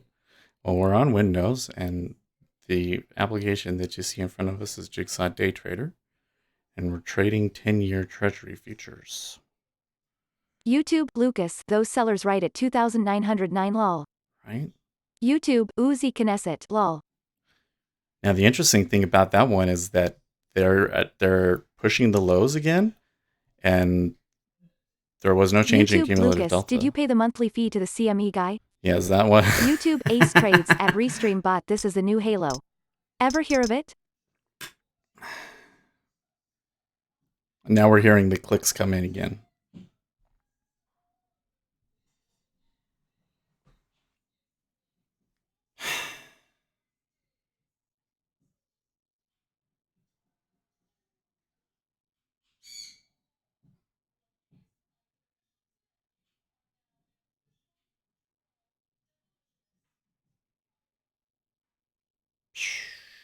I'm just thinking back on the trade, how I got in this, and how long I've held it, and everything. It's been a long time. 45 minutes. I'm gonna trade back up here. And a level 2 is it's just starting to get a little comical. YouTube ace trades at Lucas. Oh, he owes me. I pulled him out of a firefight in secret location and he is happy to send me signals.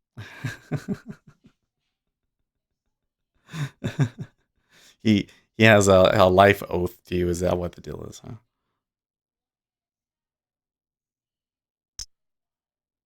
Uptick.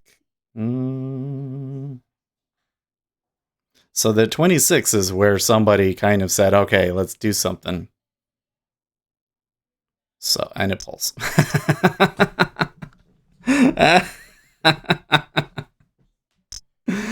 That's really good. Twitch, Titone, how do you play this game? Okay, so the way that you do it is you get as YouTube, many Lucas, numbers on your fire screen. you started probably. Smart.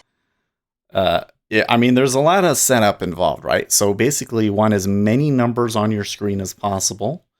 And then when the numbers are like jumping around and doing a ton of stuff, then you randomly click on one of them and hope it works out. Are they going to go for a new low there in the ES? Come on. Come on. Come on. Come on. You can do it. YouTube, Ace trades at Lucas Shish, true, but he doesn't know that. There was one century too many. You guys. I'm glad that I have you guys on a day like this, because this is incredibly frustrating action. Oh, just sell it. No, sell the E-mini, not the treasuries, you Nimrod. Oh, I'm sorry. I'm just getting YouTube, frustrated. Lucas, hee hee. I didn't mean to insult you, Mr. Market Maker, if you're listening, okay? I really would like to see the treasuries move up, because they should be. Well, not that they should be. I should never say that they should be, but it seems to me that the economic data would support going along here. Twitch, Titone, so online roulette but without the ball thing. Yeah. So it's actually more complicated than that. So what I'm looking at specifically. YouTube, Uzi Knesset, gotta give it to you. 45 minutes is like an eternity for me, lol. It's an eternity for me, man. I usually don't stay in for something longer than 30 minutes. Although has been a little bit more lately. So this blue column here are people with Twitch, orders out to buy. G1DA30N, your eyebrows are on fleekonomics. All right, I probably need to go do some plucking. This red column are people with sell orders to sell at a specific price. And then these columns in the middle are market orders. And so what I'm doing is I'm watching every time that it moves up or down, how much traded there. And what are they putting on the inside? When it ticks up, like if they bought these 1,000 here at 26.5, how much do they put on bid? They are slowly building POC levels higher each time. Uzi taught us about that. YouTube, Swissio, numbers face with tears of joy. Yeah. Anyways, if they tick up, how much do they put on the bid? And I'm essentially using that information to try and sniff out where large positions are, to figure out what the larger trend direction is and where are places that are safer to take a position at. And where's places that they're overextending. So right here, they kind of did this thing where they really pushed it up and then they didn't get a whole lot out of it. So that's kind of the issue that I'm facing right now. Luis Alarid, ZN, there was a nice move if one was up very eerie damn. Mm-hmm. I mean, I thought that trade when I was originally in this, that was a good trade, but the problem was it's so choppy, it's hard, blah. This is normally a reversal signal, but when you're in an area like that, it's difficult to tell if you're actually up or down because it's chopping on both sides. And you maybe get it in the middle of it. And so your probability kind of becomes random, but I've just been in it for so long. I'm wondering if maybe I'm falling victim to, I forget what they call it, the fallacy where you feel like you've invested so much into something. I can sell ZB for you if you want. That you don't want to give it up. Make the market go up, grinning face with big eyes. Oh, there you go. That would do it. I don't know. The thing is, though, is that it's still not giving me any kind of anything. I suppose that could mean that it's just ranging in that I shouldn't be trading it. I don't know. But it's not acting normal. Especially since the E-mini is YouTube, Swissio, PRNT, SCPGH7E9. Suiso's got a chart for me here. He usually has something that helps me kind of see where I'm being silly. Twitch, Titone, it's just a stale day. YouTube, Lucas, and of course it will go up in the same proportion of the contracts you sell. It's not a chart. It's an XKCD. I'm good at understanding numbers. The stock market is made of numbers. Therefore, wow, where did all of my money just go? Yeah, you're right.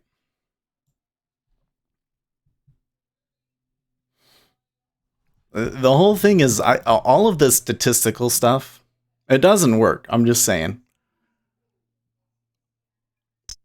YouTube, Luis Alarid, That's an okay uptick. 2890S target. But see, the bid's not holding. Like there's an okay amount that are there on the bid, but then when they don't immediately get hit, they pull.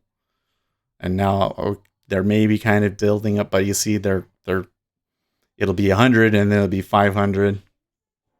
And what we would much rather see is a tick up in like 1,000 on it or something like that, right?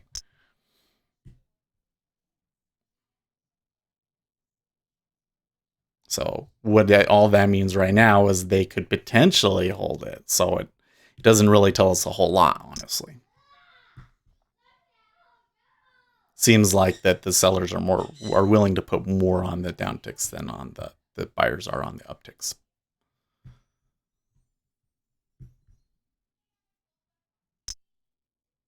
Yeah, see. 157. Really, guys?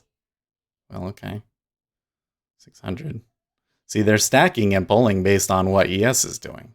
If ES goes down, then they're saying, "Oh yeah, we'll totally buy it up if ES goes for another new low." But then what'll happen probably is they'll do it and they'll like uptick for a second and then be like, "Oh, see, we did it. We're done." Frustrating. Just move. It's just not moving the way it has been. This is really more like the kind of action that we YouTube, used to have, Uzi though. Knesset, that shit is so annoying. Right? The correlation trade is always the worst one, right? I didn't take this on a correlation trade though. I saw the spot was right here. You can see it. They pushed it through. That was overextension there at 24. I took it too late. Okay. But it went. It didn't give me as much as I wanted. Is why I'm having a problem. It gave me 5 at one point. But it didn't give me an exit signal. So now I'm stuck here wondering if they're still out there or YouTube, what the deal Uzi is. Knesset, the inside bid and offer reacts to every damn fart S makes. Right. I'm glad I'm not the only one that's sitting here like, what is this crap?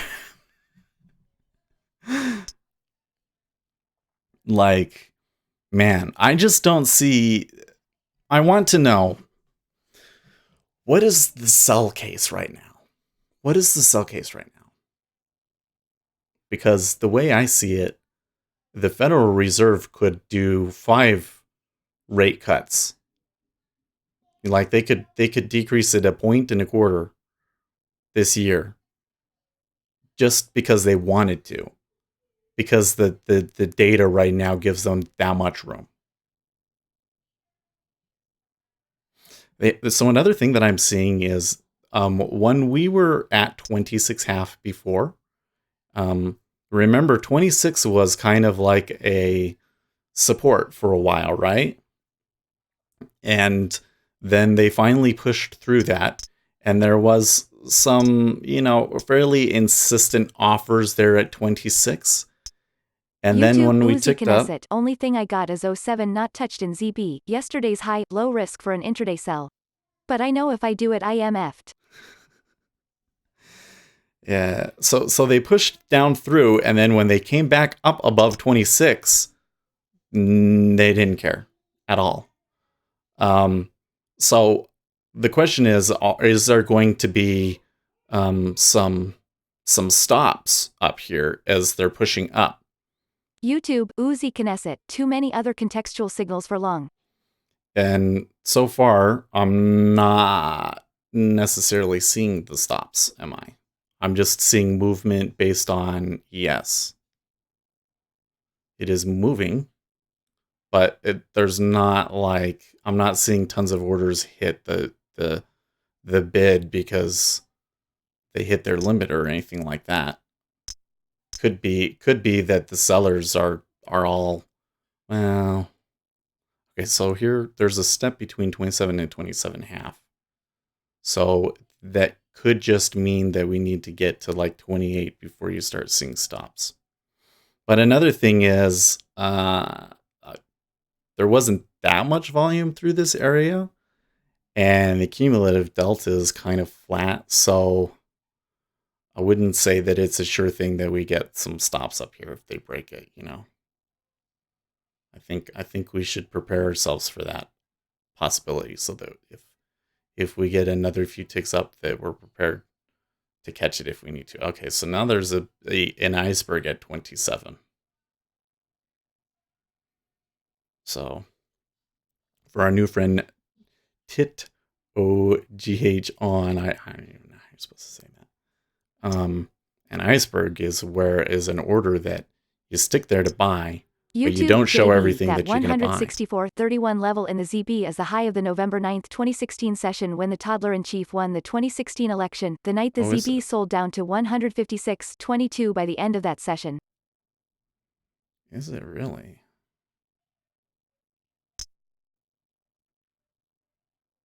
$164.31. Curious.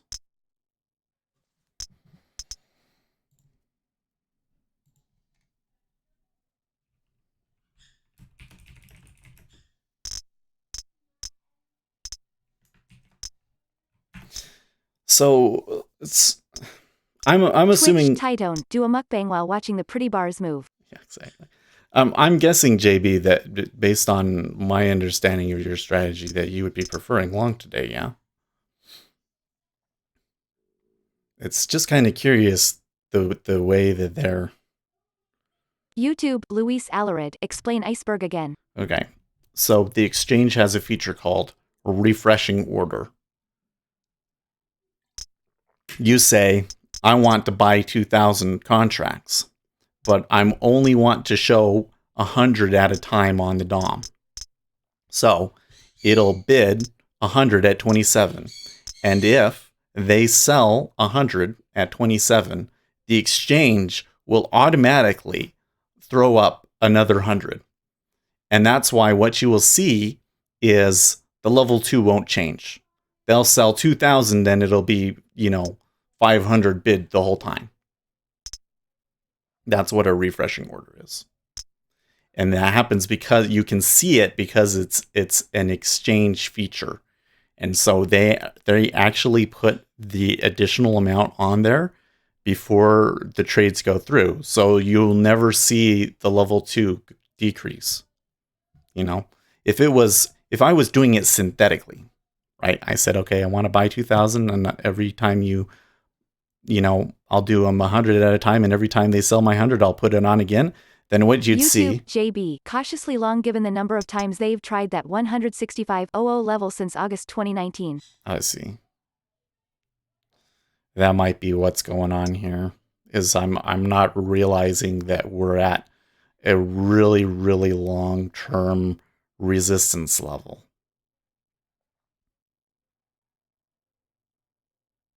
It's giving me a potential signal here, by the way.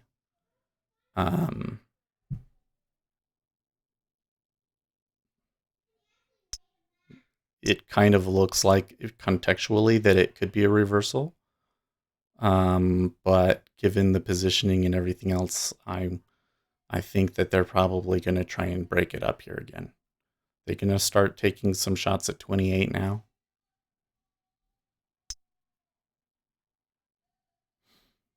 That 28 might pull. There's 2,000 there.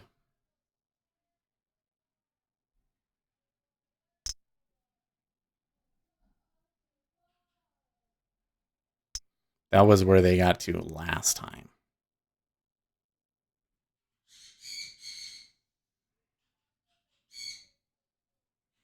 See, I think that they're putting pressure on because they want to get stops above 28.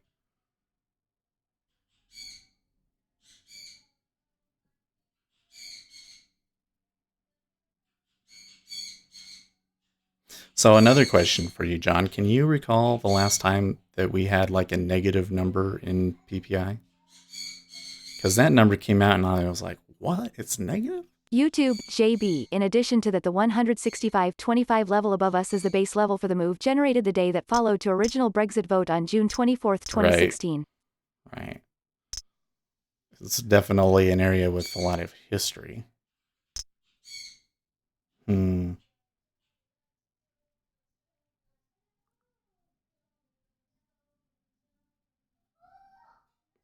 Hmm.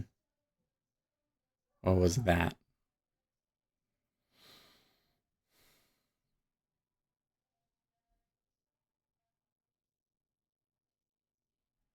Okay. So just a few orders that went through. I don't know what the way the DAW moved there was a little weird.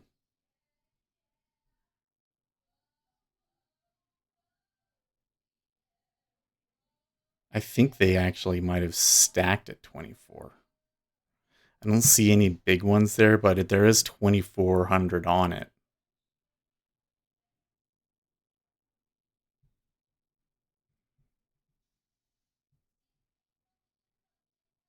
Okay, E-mini's selling a little bit again. And there's that big offer there, 2901.50 in ES.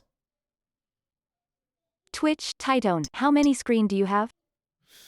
I have 3 screens. I have 3 27-inch monitors. It's a real pain to manage. I'm trying to buy a stand for it. We'll see if it works out. I'm concerned that if I buy a stand, that then my Elgato key light won't, that it will get in the way of the stand, and so then I'll Twitch, have to deal with Titone, that. you need 3 more. No, need 3 more. You know what? With the way that we trade, the screen that you see right now is probably all that you need. The other screen that I have is this one right here. I do refer to it from time to time, but you could look at that on one screen. They're not terribly important. Those are things that we mostly only talk about at the beginning. And then I have this other screen, which is like, everything that you guys are saying to me and Twitter. So honestly, I only use the 3 screens because I'm streaming. But if I was just trading, I would probably just make everything a lot smaller and fit more onto one screen. Titone, no, that's 6 separate screen. So probably one 2K monitor would probably be enough if I was trading on my own. 6 monitors would be a ton. The other problem is I do like to make music, and so I have studio monitors. And studio monitors are supposed to be at a specific height so that the tweeter is hitting your ear in the sweet spot. Alarid, just have my MacBook. Oh, you see that at 28? Okay.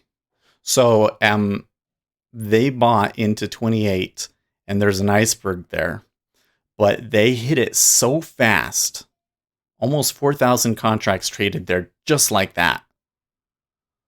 So if they bust this through at 28, and that's a big if. JB, 6 monitors is awesome.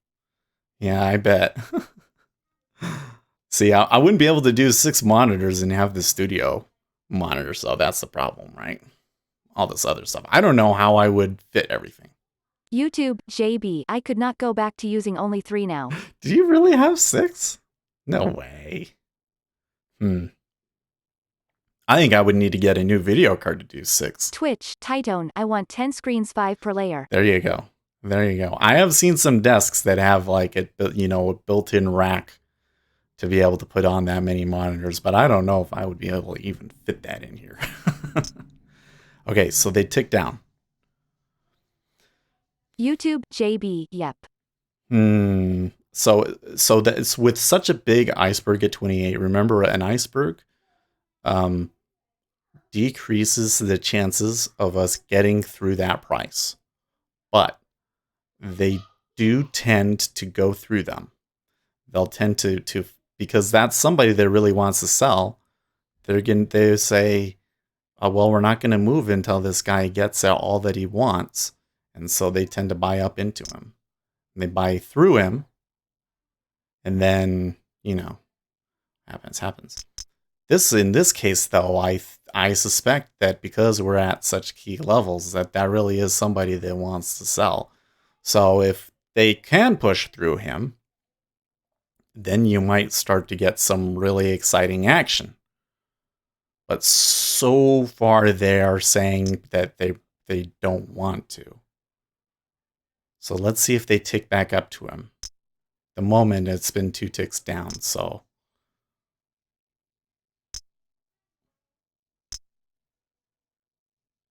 and I did get a signal there and we didn't go through, so it might be the case. It may be the case that I need to get out, but let's just I'm just with the correlations and everything else like that, I think I can give it a little bit of room. Hmm.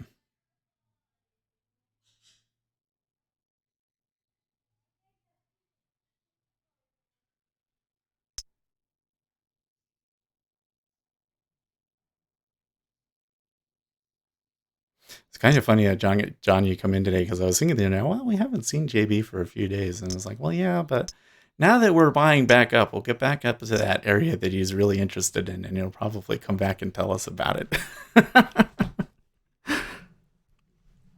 Okay, so I think that, yeah, okay.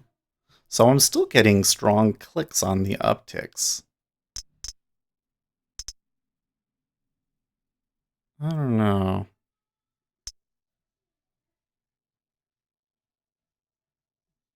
Well, let's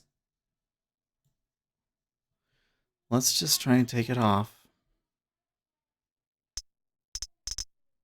Okay.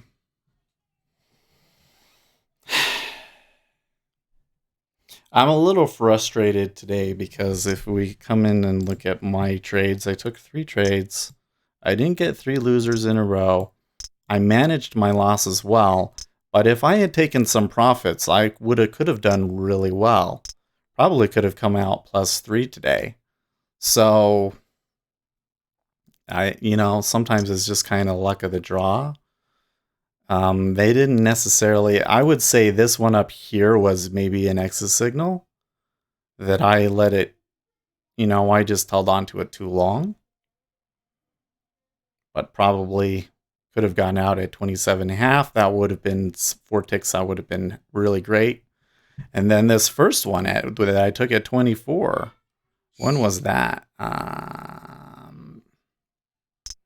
Need to increase this. It was at 614. Oh, yes. So I need to expand it even further back. Okay, this one right here.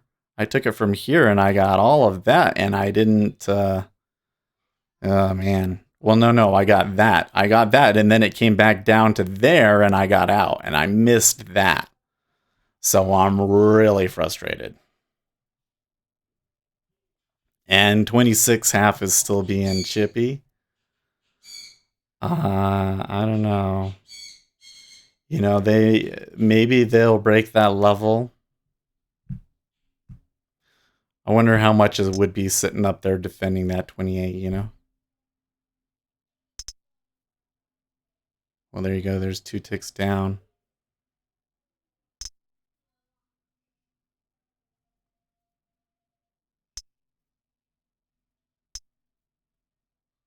YouTube, Luis Alarid, still holding S to 2,890.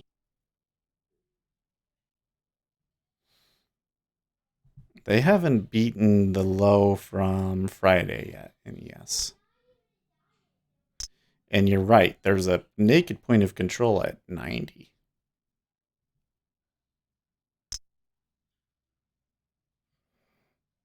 Treasuries coming back pretty hard, though.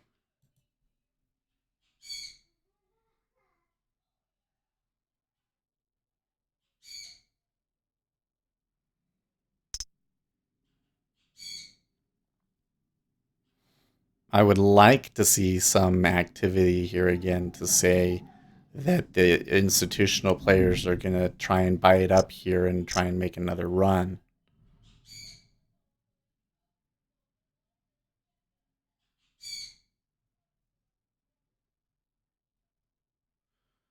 I would be skeptical about it though, because probably what's going to happen is there's going to be a lot of leaners down here trying to buy it at 24.5, and they might try and blow right through them first. So do you see the 22 stacking at 24? That's exactly what I'm expecting there. So I think they might try and stop run through them first, and then maybe they'll reverse. YouTube, Algo Lover, how you doing? Thinking face. Algo lever, I've been doing okay, but I haven't been able to take profits at the right spots. So I took 3 trades. Well, I'll show you again. Took 3 trades. I lost 2 on the first ones, and then I made 2 on this one. But this one went 5 ticks in my favor, and this one went 5 ticks in my favor.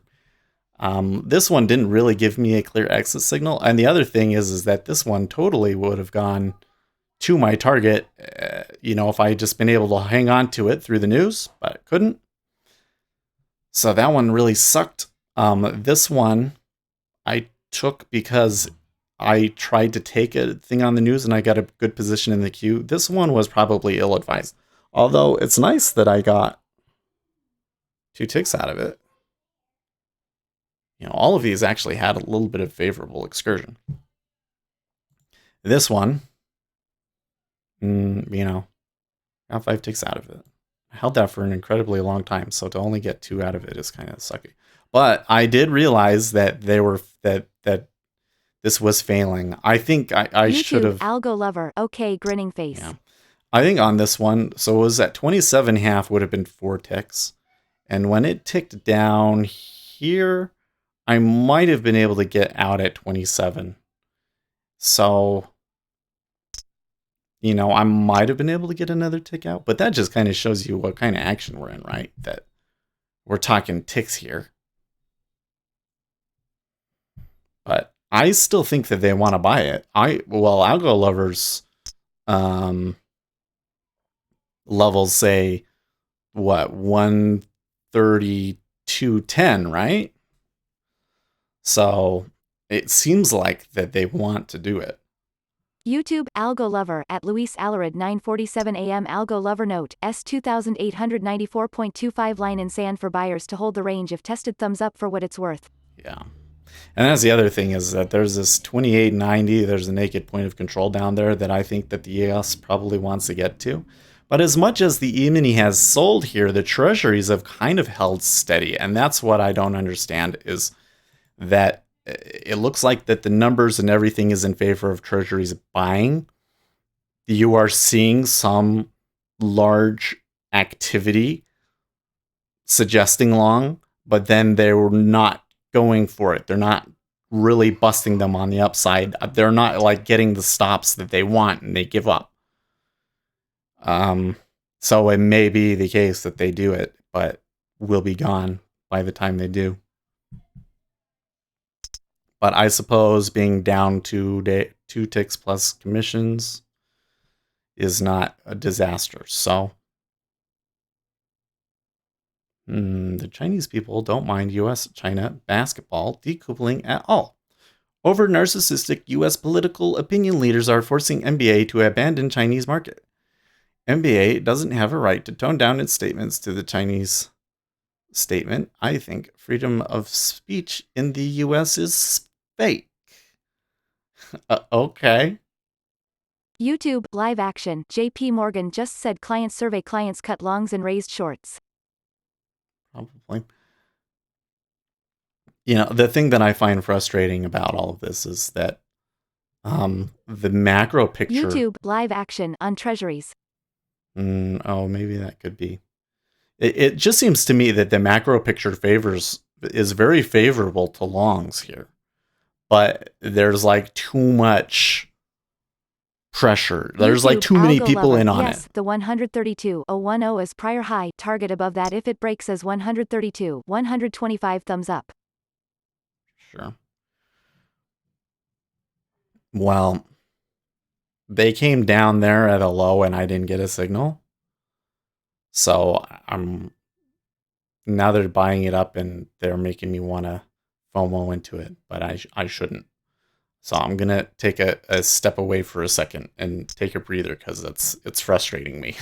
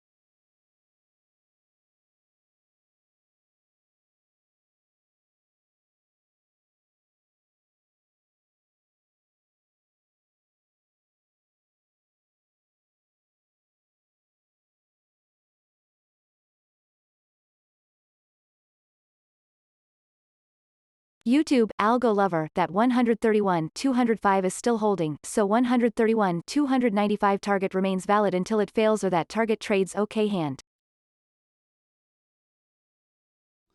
Okay, we're back. I see Algo Lover's YouTube, comment there. Algo Lover, L8TR thumbs up. And I mean, I do think eventually this is probably going to pop up, but it might not happen today. And it seems like that there is significant profit taking above us. Okay, now I'm possibly getting the thing. But there's an iceberg at 25.5, so I don't know if that's such a good place. Well, there's a lot more activity in the 30-year now for some reason. E-mini has come back, most significant pullback that we've had so far.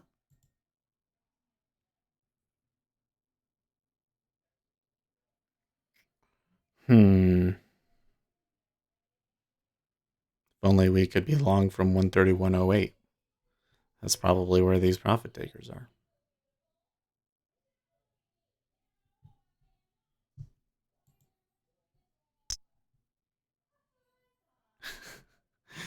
So the predicted market for who will win the Democrat presidential nomination is really funny right now. YouTube, Algo Lover, exactly. If you notice I never offer a time, that's futile, stupid face with tears of joy. Yeah. See, this is moving. It came off, and now they're doing it. I don't know if that's favorable to a long. Typically, it wouldn't be.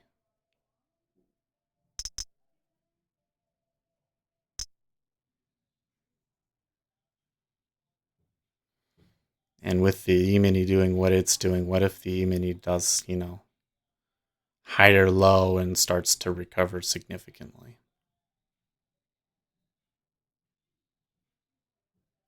Anyways, the predicted market. So, like, there's been people familiar with Hillary Clinton's thinking saying that she's thinking of running for president again. So now all of the sudden they're pricing in Hillary at 14 cents. And Joe Biden is obviously, I think everybody thinks that Joe Biden is done, right? Bernie Sanders, he's, because of his heart problems, he's probably done as well. You can't see him on YouTube here. algo lover. The levels either hold and targets trade or level fails, which changes scenario. Rinse, repeat. Winking face. So here's my trade. You can't see him here, but down at like 4 cents or something is Pete Buttigieg. So let's think about this rationally, okay? We all know Joe Biden is dead. His campaign is probably finished. There's no way he beat Donald Trump at this point with all that's going on. Okay. Hillary Clinton, is she really gonna run? I mean, come on. That's pretty ridiculous. You lose and then you try and run again and win. I this is dumb. I don't think that they're serious. This is like a prank, or she's doing it for some other reason, or she's not. No way. Okay, Andrew Yang. YouTube, Andrew Yang Luis way Alvarez, overbought. Chief Police Twitter has stated Obama executed at Gitmo. DOJ insider concurs. There you go. Andrew Yang should be at like 1 cent. And it's 10 cent. All of his crazy followers are buying the market. He's way overbought. There's no way. He doesn't stand, He doesn't stand. There's no way Andrew Yang get in there, okay? Bernie Sanders maybe. YouTube Uzi Knesset. Huh? What are we at? No, there's no way Andrew Yang is going to be the Democrat nominee. He shouldn't be at 10. Okay? Bernie Sanders should be above Andrew Yang. And even now at this point, I feel like Bernie Sanders is a pretty doubtful one. Okay, but then you get into the bottom feeders. Okay? And the one that has done well in all of the debates, the media is very favorable to him. YouTube algo lover. If sellers hold MKT below 2,906, then 2,894.25 test target on deck. If 2,906 goes bid first, then anticipate a squeeze higher. Nerd face. Okay. I think that could happen. So let's just see. Anyways, Pete, he's done well in all the debates. He's got favorable media coverage. He has the right coalition because he could stand to pick up Joe Biden's coalition.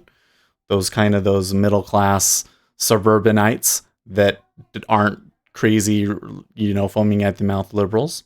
But he can still talk the liberal talk, and the far left liberals really, really like him. So he has the coalition thing down. I think that if Joe Biden falls down, that Pete Buttigieg stands to benefit the most from it. And the fact that he is that far out of the running on the market right now, I think is incredibly mispriced. I own some Pete Buttigieg shares, and I say he's a really good buy right now. So that's my trade on the predictive market. Maybe I should make a video because I feel strongly enough about that one that maybe I could make a video. I feel really confident that at some point Buttigieg will get a spike up. And really... YouTube, Luis Alarid. I like the Hawaiian candidate. She well spoken. Right. You mean Tulsi? The thing with Tulsi is she seems very... what is the word? She sounds like a very responsible person. She sounds like somebody that if you put her in there, that of course there's hard decisions and of course people make mistakes, but at the very least you can expect that she is going to take the job seriously, that she is going to try and be responsible with the decisions that she makes and the trust that she's been given, and she understands what it is to be a leader, and you can feel the gravitas of that when she speaks that I really don't feel like you get with many of the other candidates. But of course, Democrats hate her, so probably no chance She might as well become a Republican at this point. I wouldn't put it past her, to be honest. But I don't really know that much about her, just from what I've seen in the debates. Well, that was a strong buy. Iceberg at 26. Yeah. Well, it's too late now.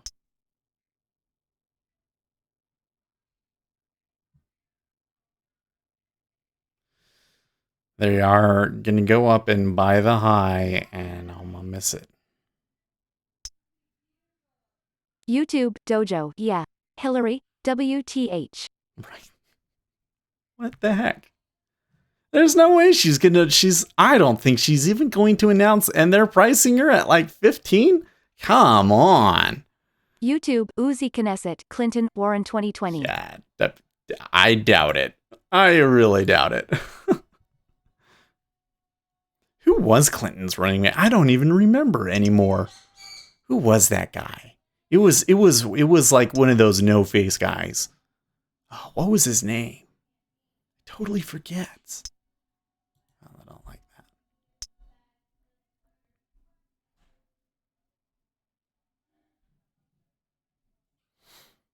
that. Trying to remember his name now. Well, if I had gotten filled to see it go down and tick back up, would have been okay. I think though they are doing that just because the E-mini is turning down again, and I'm not so sure if they're actually going to go, if they're going to try and push it down. It's 28.94.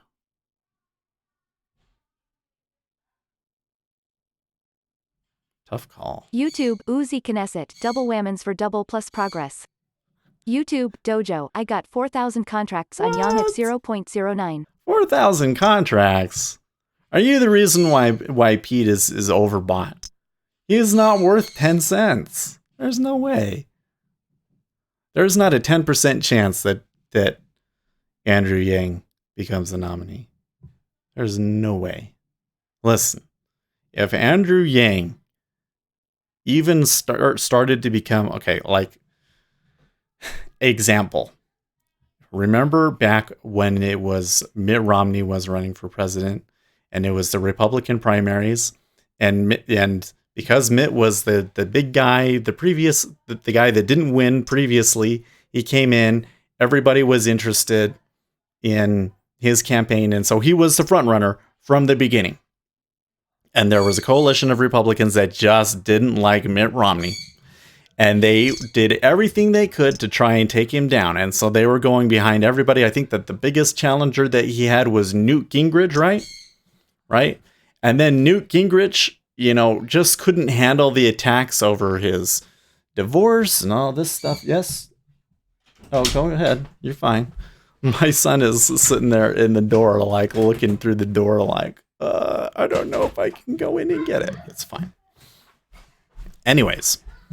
So they hate Mitt Romney, and so they're going through everybody, and they're scraping the bottom of the barrel. So what happens?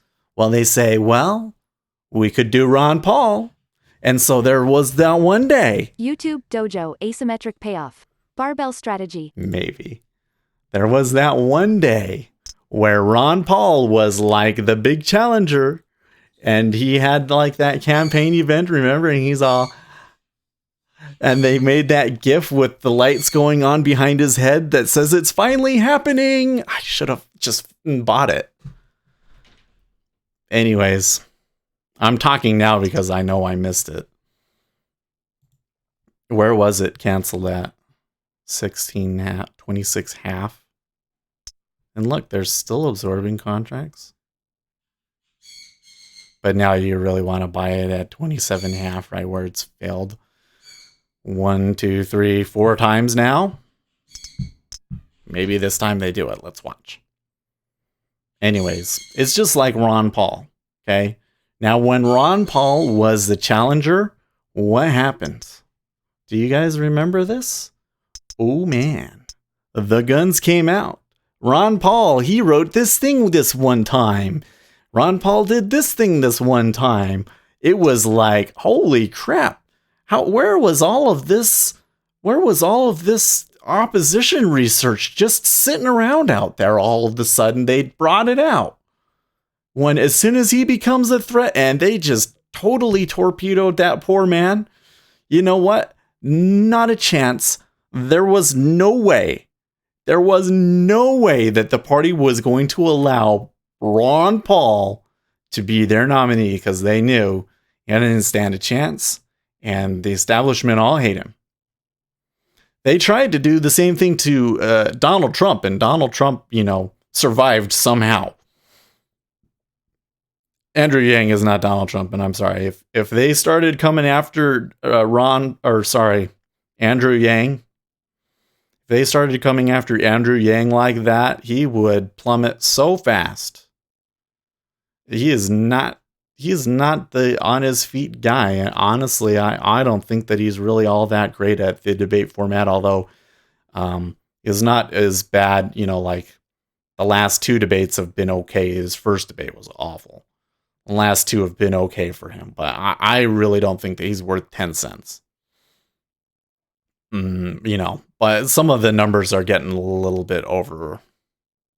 I think that this predictive market seems a little too wishy-washy for my likes. They're certainly not going off of the polling right now. So it must be the case that it's just not a very liquid market. Could be wrong. I guess there's always a chance Kamala Harris makes a run too, but yeah, she's probably done. Probably not. YouTube, Luis Alarid, Sanders another heart attack waiting to happen, poor guy. Right! Andrew Yang is a white supremacist. Well, I remember reading this thing. It was so what I read was not very reputable. Okay, before I say that, so what I'm sharing with you is not reputable, but for fun's sake, I'm so pissed right now. Should have bought it. YouTube, Dojo, Tim Kaine. Oh, thanks, Dojo. 10 minutes later, Tim Kaine. That's right, it was Tim Kaine.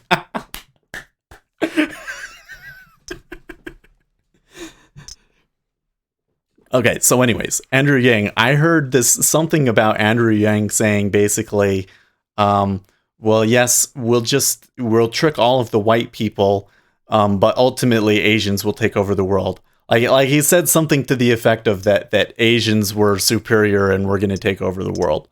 And I'm like, okay. I'm just saying, like, just when you look at the thing that bothers me about Andrew Yang, he's not a policy expert. He's not a politician. He is an entrepreneur. And what he's doing right now seems very, entrepreneur CEO-ish of a thing to do, right? They do this all the time. I don't know if you ever met these people. Okay, so I knew this guy. We worked. It was for Fat Boy ice cream, and this guy, he was a marketing genius. So he basically put Rhodes Dough on the map. Okay, marketing genius, and then he left them and wanted to do his own thing to make even more. And so he picked up Fat Boy ice cream. So he was going from just being the head of marketing to owning. Holy shit.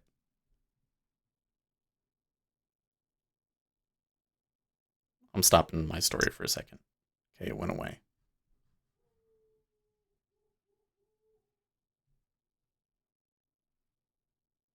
$6K order showed up at 28, disappeared. Somebody just stacked something at 28. My risk reward here is not very good, but my probability is extremely high.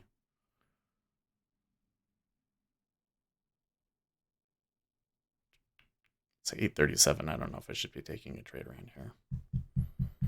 I'm sorry. Yeah, I really missed this trade at 26.5. I should have just been up here and taking profits, but well, they traded through it without anything happening. We'll see. There might be more to this, but that might have been a flipper. That might be a short.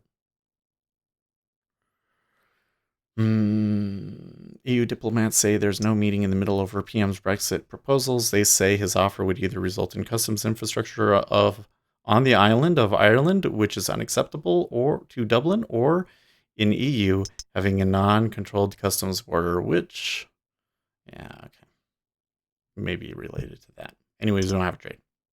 Anyways, so this rich guy that I knew, okay, so he owned Fat Boy Ice Cream, and they hired me. I was really young, and they hired me to kind of be a grunt. Like, it was marketing, but basically what I was doing was going around to stores, checking up on stores, and carrying promotional items around. Like, we had a motorcycle, and I would take the motorcycle to the different grocery stores and set it up, which was always fun. I'd go and I'd park in the parking lot, and I'd go into the store, and of course, nobody at the store ever knows what's going on. So I would just be like, okay, I got this motorcycle, got to bring in. And they'd be like, no, there's no motorcycle. I don't think you can do that. I wasn't made aware of this thing. So I learned very quickly, like, you don't even ask. Just say, hey, look, I'm bringing the motorcycle in now. Because I remember one time I sat there for like 30 minutes waiting for somebody to help. From then on, it was YouTube, like, Luis Alarid, tasty job. Dude, those ice cream bars are so good. If you haven't had a Fat Boy ice cream, go down to Walmart and get. The ice cream has more fat in it, so they're really good. All right. Anyways, I would go in and I would say, hey, I got a motorcycle. I got to bring in here. I'm in a rush. I'll bring it back in here really quick. And then they'd be like, wait, what? He's bringing in a motorcycle? What? And it was on a trailer, and I would just pick it up and carry it right up to the front door. Hey, there's a guy at the front door with a motorcycle trying to bring it in. Then all of a sudden the employees would be like, oh, he's serious. And they would come and help. So that was what this job was like, right? And the first day that I work, I meet the guy that owns the company, and he goes on this huge egotistical rant. It's like, a year from now, I won't even remember your name. I'm like, thanks, douche. Good grief. But this guy, he did really good at roads. He bought a company. He was totally, he was a millionaire. He was totally full of himself. Totally full of himself. And the mistake that the rich person always makes, here's the mistake that they make, is they think that because they have done well, that it is because they are smarter than everybody else. Well, here's the thing. Money is allocated to people that know how to grow it. Okay? That's the way that a capitalist economy works.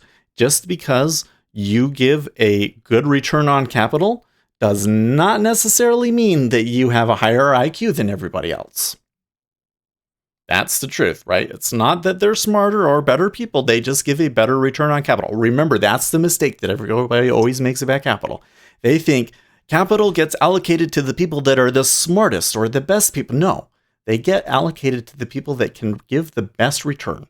Sometimes that means that you're Joe Biden's son, and that gives them a good return.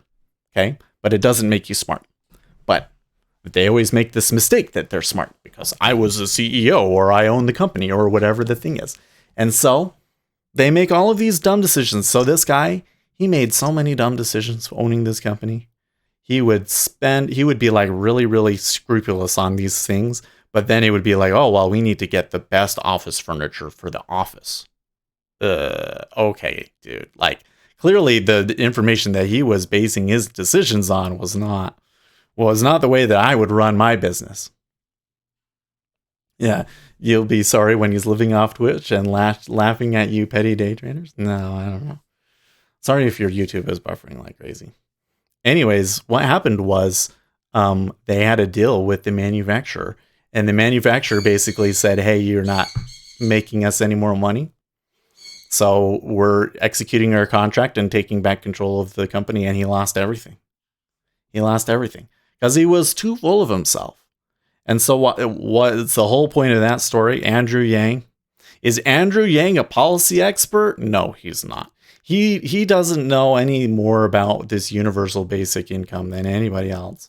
Is he an economist? No, he's not an economist. What is he? He's a rich guy that thinks he's really smart and should run for president. Kind of like Donald Trump. He thinks he's really smart and should run for president. I guess the difference is that Donald Trump, he worked in real estate and negotiated a lot. So maybe he has some skills that would be useful. I don't know if they were or not, but we'll see. I think we got to see the whole. I think that we need to be past this presidency a little bit to be able to say how effective he really was compared to other presidents. But nobody's perfect, right? But what does Andrew Yang have that makes him uniquely qualified to be president compared to anybody else, or even, qualified to be able to defeat Donald Trump? And I say I don't think that he has anything. And so I really don't think that Andrew Yang is worth 10 cents. But I could be wrong. If I'm wrong and he becomes president, then Dojo has full permission to humiliate me day after day over this issue for the rest of my life. That's what you get when you're on the right side of the trade, right? You get bragging rights forever. But that's my opinion. Anyways, you'll be sorry when he's living off Twitch and laughing at you, petty day traders. No, that's never going to happen. If you're talking about me, okay. Oh wait, sorry. There was some other comments here. You should dress up one day like an old school stockbroker and do the whole shtick like in trading places. I have to go and look at that. Take notes, pick up a corded phone to respond to comments. There you go. That would be great. Well, but here's the thing. Probably YouTube and streaming is probably never going to be like my main source of income. And I wouldn't want it to be. I want to make money off of trading. I have been making money off of trading.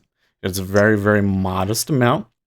You know what? I'm feeling okay today because I didn't necessarily play the moves correctly, unfortunately.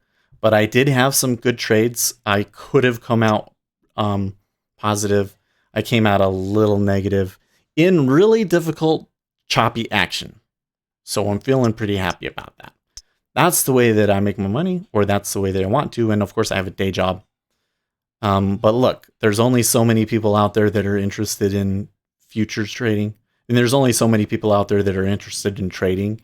And like, they only care about stocks. And when you start getting into treasuries, it's like their eyes glaze over and their head, they tune out. It's just not, it's way too complicated. And what is the word?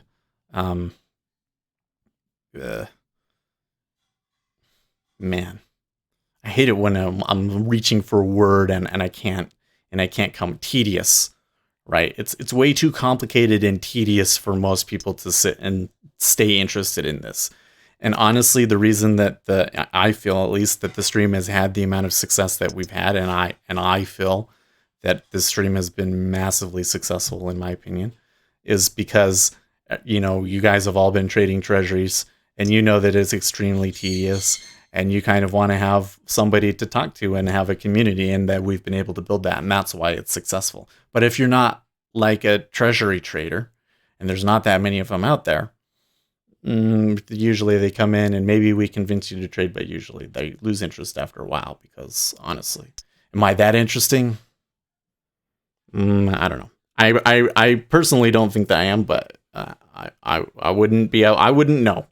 I wouldn't know. So, but no plans to become making millions. Although it's always a challenge. I always want the YouTube channel to do better and better, but I don't expect that I'm ever going to be making, like, what was this guy who was making over $5,000 a month just from the advertisements on his trading channel? Good grief. But then he wasn't trading live at all. Love this room, never dead air. Thank you very much. If you think it's hard to find folks interested in treasuries, try finding people interested in euro dollar futures, right? Oh, you're the most interesting stream I watched today. Oh, thank you very much. I appreciate it.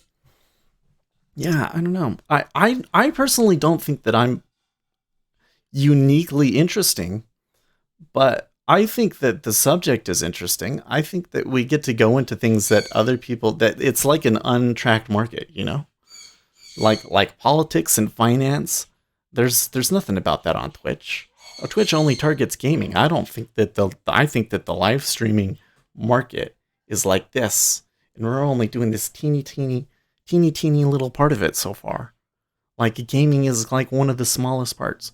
What happens when you get like real political people on TV and they can be fun? Well, like a good example is Crowder. Okay, but he's probably too big. But I think at some point you're going to get more people like him on streaming platforms that are interesting in game popularity and things like that. And I just happen to be in early, but then I'm in something that's just so niche. It's really so niche.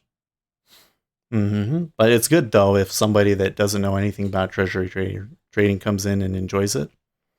And I guess the other thing is I feel like oh man, where was it? Well, like there was this other person that we were talking about, Waylon. That's his name, Waylon, on YouTube. And when it was shown that he wasn't actually taking all of his trades live, he made this really defiant video that I kind of felt like was a slap in the face to his subscribers, you know?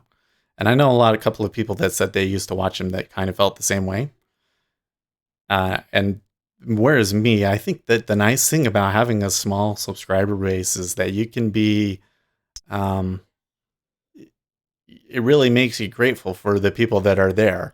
And it's just, I don't even know what the words to express, but just you guys that come in every day. And honestly, all I would have to do is just start scrolling up and reading the names, and we've done this before. Of course, you know, so I'm not even going to bother doing it this time. But you guys that come in every day and talk, it's like, to me, it is like, I don't deserve that. It's just absolutely amazing that, and you guys are such great traders too, and have really great comments and are like super interesting people. So it's not just like, oh, there's some Yahoo out there on the internet that is foolish enough to watch me or something like. No, it's like these really, really smart and interesting and good at trading people find the stream interesting, and they come in every day, day after day, for months and months on end.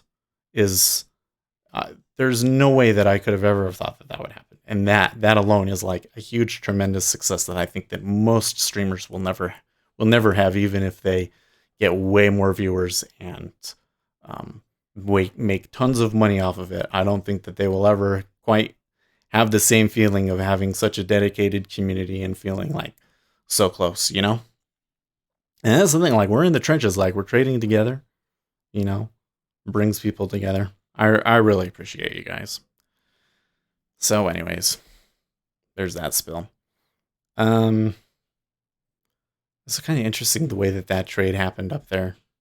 I'm wondering if they're going to try and make another push. I'm seeing it in the 5-year.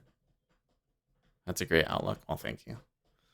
I don't know if it's an outlook. I feel like it's just the unescapable truth of what is. But that was really weird that they were willing to stick a 6K order up there, but then it didn't really cause a whole lot of buying. I think that people have become really skeptical of the spoofs. So I don't know if they're going to go up, but I think we took a little bit of a lick today. Matt asks, is there a reason you prefer to trade treasuries? Yes. That can be taken back. I didn't mean it that way. No. I didn't read it that way. No, Matt, so the reason that I like to trade treasuries is because I'm looking for a read based off of order flow and people's positions, and treasuries is the thickest instrument.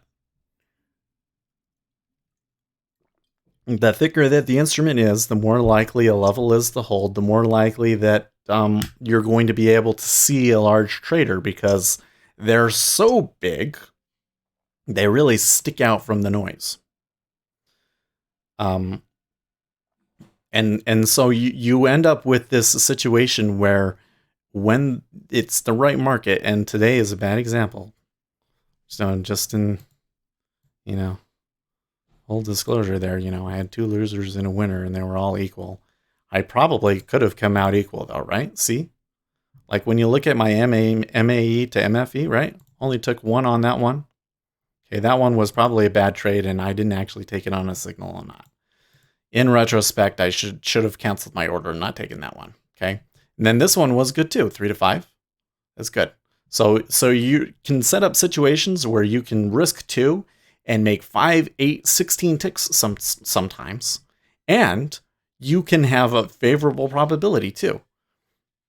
Most of these trades are about 45% of the time you're going to get it. And I only say 45% of the time because you don't necessarily know your spot. It's actually 60% of the time that's going to reverse, but you can get it to within 2 ticks about 45% of the time, is from my stats at least. But if you get the right situation and something really crazy is going on the DOM, you can get situations where you have like a 70% chance of winning, and you're going to make 8 ticks if you're right, which is $125 on one contract, right? And one tick, and if you don't make $125, even if you make one tick, it's $15. That's not bad for what you're putting out there. And so that's why I trade the Treasury. It's a really good risk to reward. There's a couple of comments here. That's my question. Since the S&P is so much more predictable, well, the S&P seems to be pretty predictable to you. That's for sure. If I could, if I knew exactly what it was that you were looking at, and I could backtest it and see the stat myself, then I would maybe take more trades in ES. But ES is, to me, is random because it's not. It's an index, so there's some downsides to that. And remember, I'm of the opinion that really the only thing that controls things is where large traders taking positions. And they don't take those positions based off of any kind of technical analysis or anything. Something's going on. There must be some news. E-mini's moving up pretty hard. Well, I'm sure glad that we didn't take that long off of that big order up, that big spoof, huh?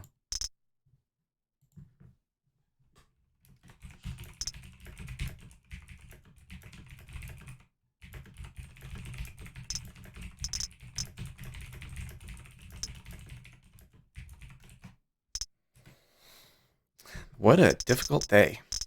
That could be, though. It could be that, because like we said, we've seen somebody buying it up, but then it just couldn't go. And it was like, what's the sell case here? But maybe there's this news and they knew that it was going to be out there all the time, the whole time. Okay. The Chinese gamers, I believe, made 139, approaching trading like a video. Oh, yes, that's right. I know who you're talking about. I don't know how he did it, though. I saw his real account, really. No, well, there's definitely, they've talked about that on CNBC, I think. I read a number of articles about this guy, how to screenshot prove everything. Yeah, I don't know. The question, though, the problem with a trader like that is, okay, like he made X $1,000 this year, but is that because he had, he just happened to be in the right market and he swung really, really big? And then when the market turns around, is he going to continue to swing that big and then lose it all? Because that was what would happen to Jesse Livermore. So he was a really great trader, but then part of the reason why he did so well was because he swung so big, and then he would go and take a bad trade and lose it all, and he had to restart like 3 or 4 times because the market would change on him.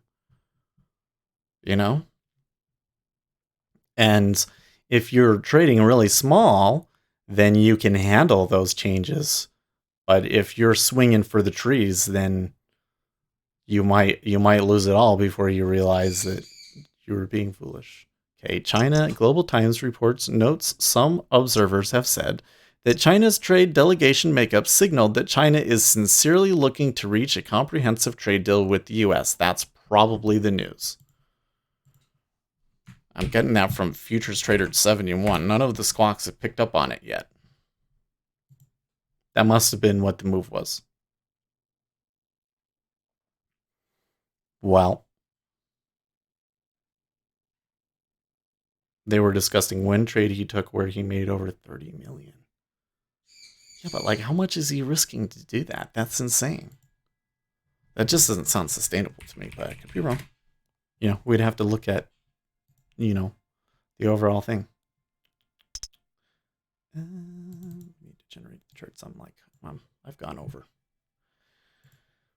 Well, with that piece of news, I don't know if that changes things fundamentally. I do see some buyers taking it here, so if I was able to stay, I wouldn't mind buying, but I can't. And I suspect tomorrow is an auction, so I might take a trade tomorrow if we get a good one.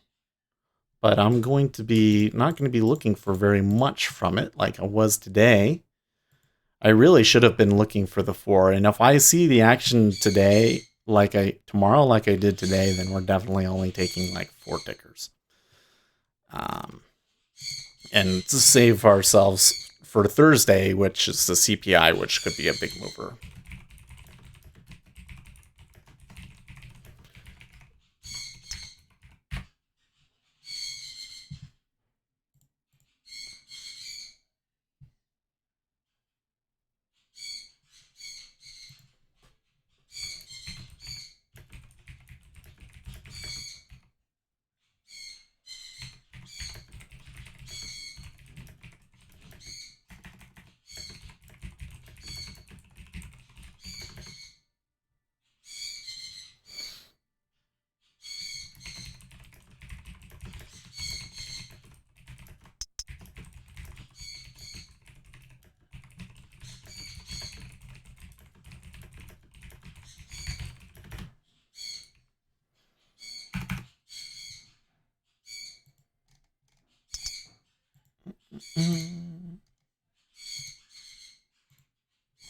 Those birds sound excited.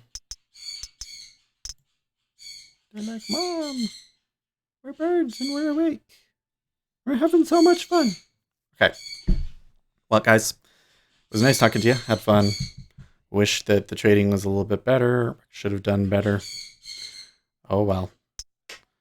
So I will see you guys tomorrow. And in the meantime, stay profitable, friends.